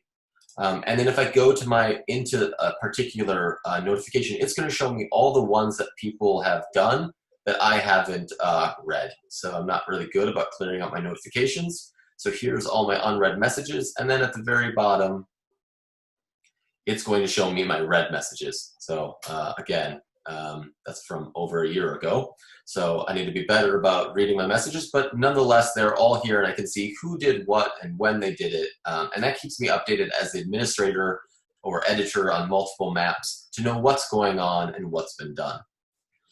If I go into my menu system and I click on account, that's going to bring me to my the back-end account management of my particular account information. So here it has my name, it has my organizational affiliation. It allows me to upload a profile picture of myself if I want that in. That would actually remove my initials and put my photo up here in this circle. I do have the option of deleting an account. Don't worry about accidentally clicking this button. It will go through a process of actually making, if you are an administrator on any map, it's going to ask you to pass that administration off to other editors or contributors before you delete yourself so that that information is not lost. So that goes back to that whole institutional knowledge and making sure that that information is passed from one person to the next. You can't delete or remove your account or a particular map without passing it to another contributor. And then there's a logout button here as well. But then in here, you can change your password, you can change your name, your email address, gender, your country, your age, your affiliation. These bits of information are what you plug into the tactical mapping tool when you register. I will note here that we do not have access to individual people's information. We only see this data aggregated that we can report out to the funder. The number of male, female, and other the age ranges, that sort of information, but we can't see it specifically targeted toward or specific to any individual. If I click on the My Maps tab, it's going to show me the 3 maps that I have in my dashboard. It's also going to show me any maps that I'm no longer working on because I've archived them. Now, I archived a bunch of my maps prior to this webinar so that it was a little bit cleaner to look through. But if I wanted to unarchive a map, I would come down here and just simply click Unarchive Map. And now it's going to show back up on my dashboard. So now instead of 3 maps, I'm going to have 4. So that's a way of managing your dashboard that if you have a lot of maps, but you're only actively working on a few, you can archive them and come back to them later and sort of move them out of the way. But from here, it gives me a quick view of how many contributors I have in a particular map. And then it gives me options of opening it from here, editing the name, managing my contributors, or archiving the map. and moving it back off of my dashboard. I can also here, this is the third place within the tool that you can start creating a new map. If I click on Invite Others, this is just a place where I can go and enter in an email address, put it here, and allow me to select multiple maps that I want this person to be involved in. So I can make them an admin and now add them to a second map, make them a view only. So in this section, you can take one email address and add them to multiple maps. Whereas by doing it from the dashboard screen, you are adding, you can add multiple people to one map. So just a different way of sort of getting through that, getting to that same sort of solution. And then down below, it's going to show me anyone. You'll remember earlier I sent an invite to email@cdt.org. That shows down here as an invited contributor that they have not yet accepted my invite. It tells me what their role is, and it gives me the option of revoking that invitation or changing the role that I intended to give them. So you do have control even after you've sent an invite out if you wanted to change your mind. Brent, I'm just going to pop in. There's a question here that what security measures guarantee access of others to the maps are built into the platform? So for example, is storage encrypted? Yes, so storage is encrypted in transit and at rest. It's stored on a Heroku server on an AWS, Amazon AWS server. So there's physical security of the servers as well. We have the two-step verification process to make sure people don't go in with just your password. And we've limited access to any information. So CDT, we can't go in and access any information about who's using the tool, when they're using the tool, how they're using the tool.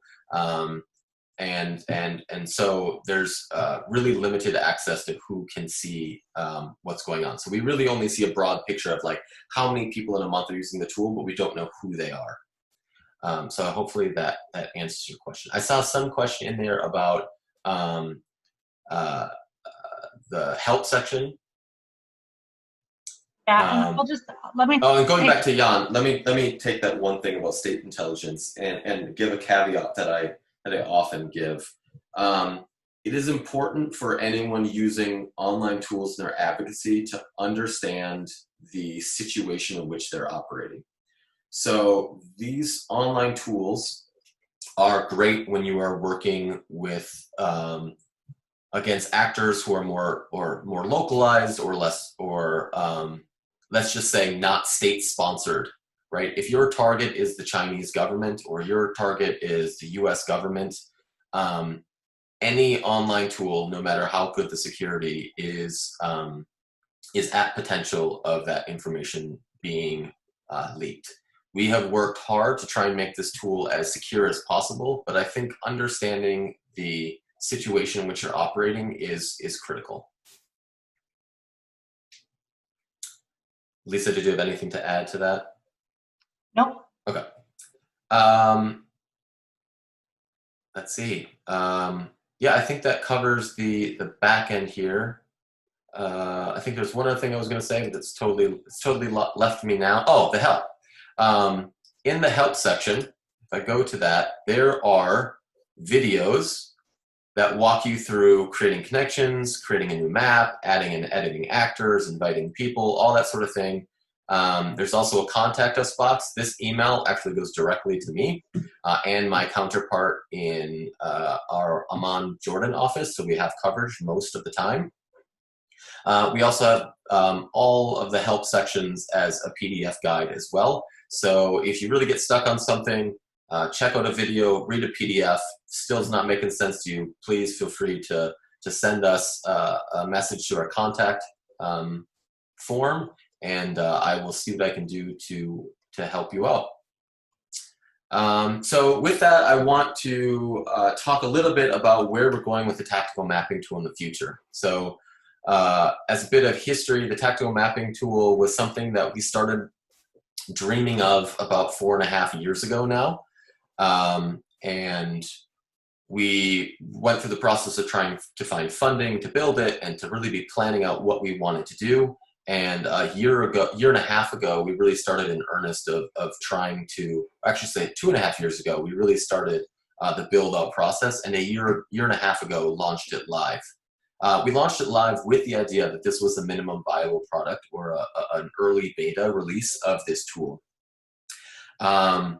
We currently have quite a few people using this beta, and that's really important to improving the tool for the future. We feel like we've built something that's really usable, that's really user-friendly, that's beneficial for activists in their work, but we don't want to stop there. We're really looking to expand on this, to improve this, to make it work for activists who are working on the ground and really doing the work in the field. And so in order to do that, we really need feedback from people like you as you use the tool.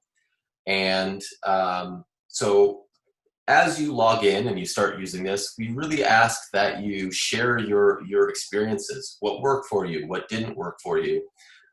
What do you wish was in there that isn't? And give us that feedback, because we are currently in the process of planning for the next iteration, or what we're calling a V1 of this tool. And we're trying to include some of those things based on the feedback that we've gotten from current users. So that's really critical to the process of growing this. And we just ask that you stay connected with us and let us know what your experience is like using the tool. So with that, we want to... I'm going to jump in before we do the poll. I just wanted to review, Brent was just about to say, we're going to jump into a poll so that we can get some more official feedback from you about the webinar and just some of the content that we covered. This is where you can also tell us, 3 hours just too much, Brent and Lisa, you're killing me, or this would have been really helpful. This webinar is recorded, so you can get access to it. But I do just want to review some of the themes that we covered, and I'm hoping that can be a participatory process. We will ask you more in depth in the poll. That will go just directly to me and Brent and Nancy and Sydney.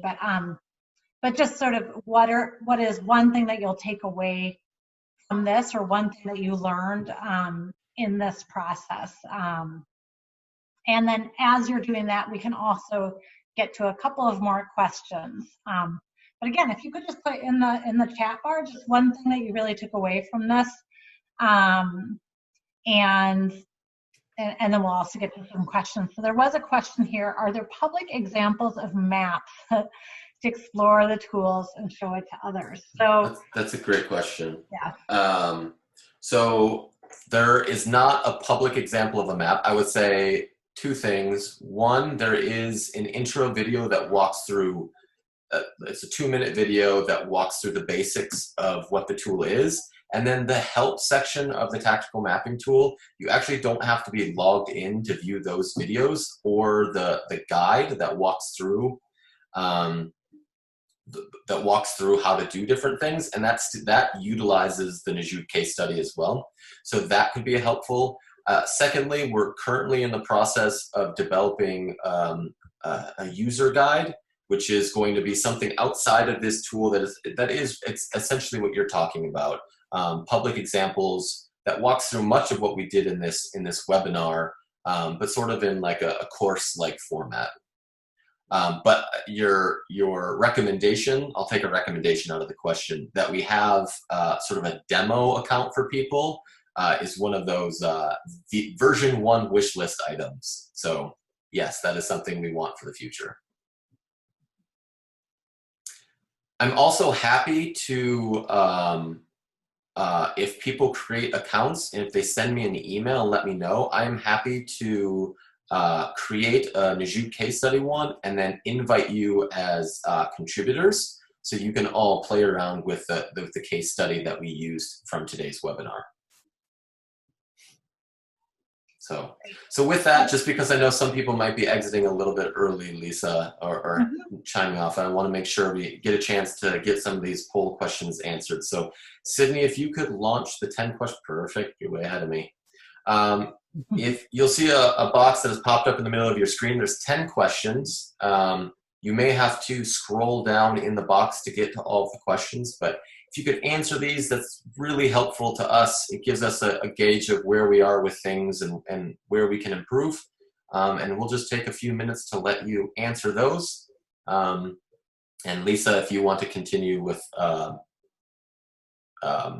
question you posed in the chat box as well. Sure, yeah, I'll just let people take the time to do the poll so you're not having to listen to us at the same time. So.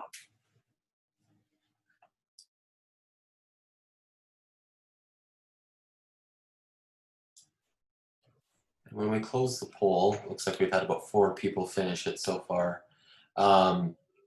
We'll open it up for questions as well, and Lisa and I will stick around as long as people have questions that they would like answered. Don't feel like we're just going to bail out of the webinar as soon as the poll is completed. So.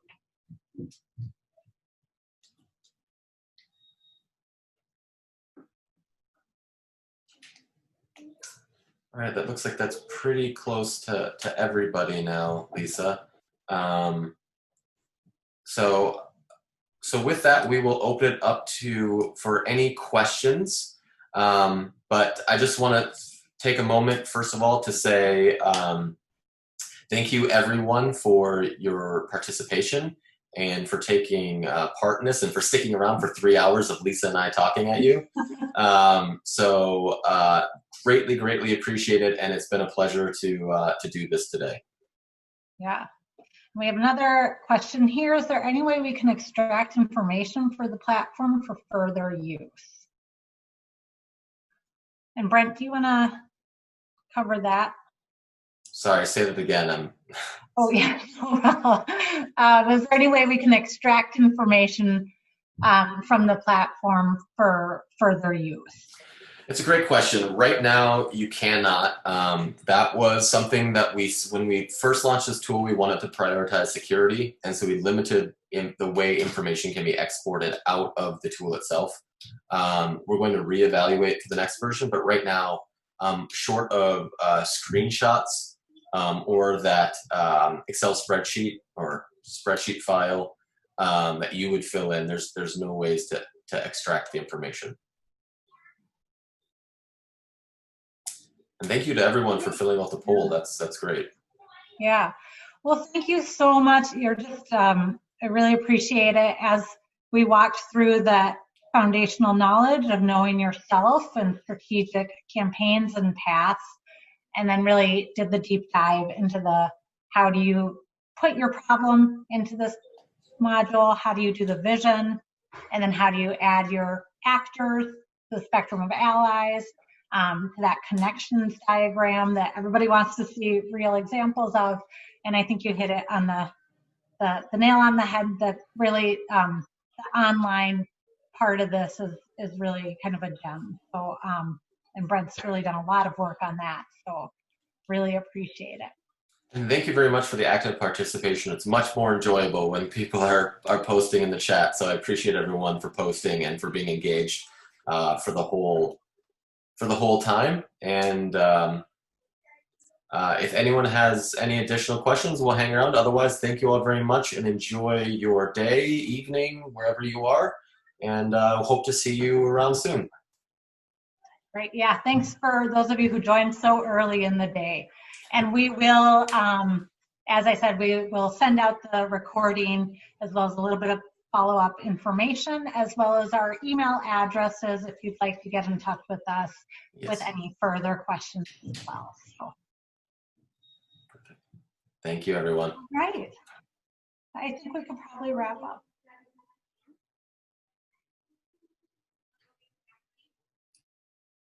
Oh, do you want to take that one, Brent? Sorry, real-time contributors. people can be working at the same time, but you won't see them live like you do on Google. You'd have to refresh your page to see the updates other people have made. Bye, Valentina. Thank you. Bye, Valentina. Thanks.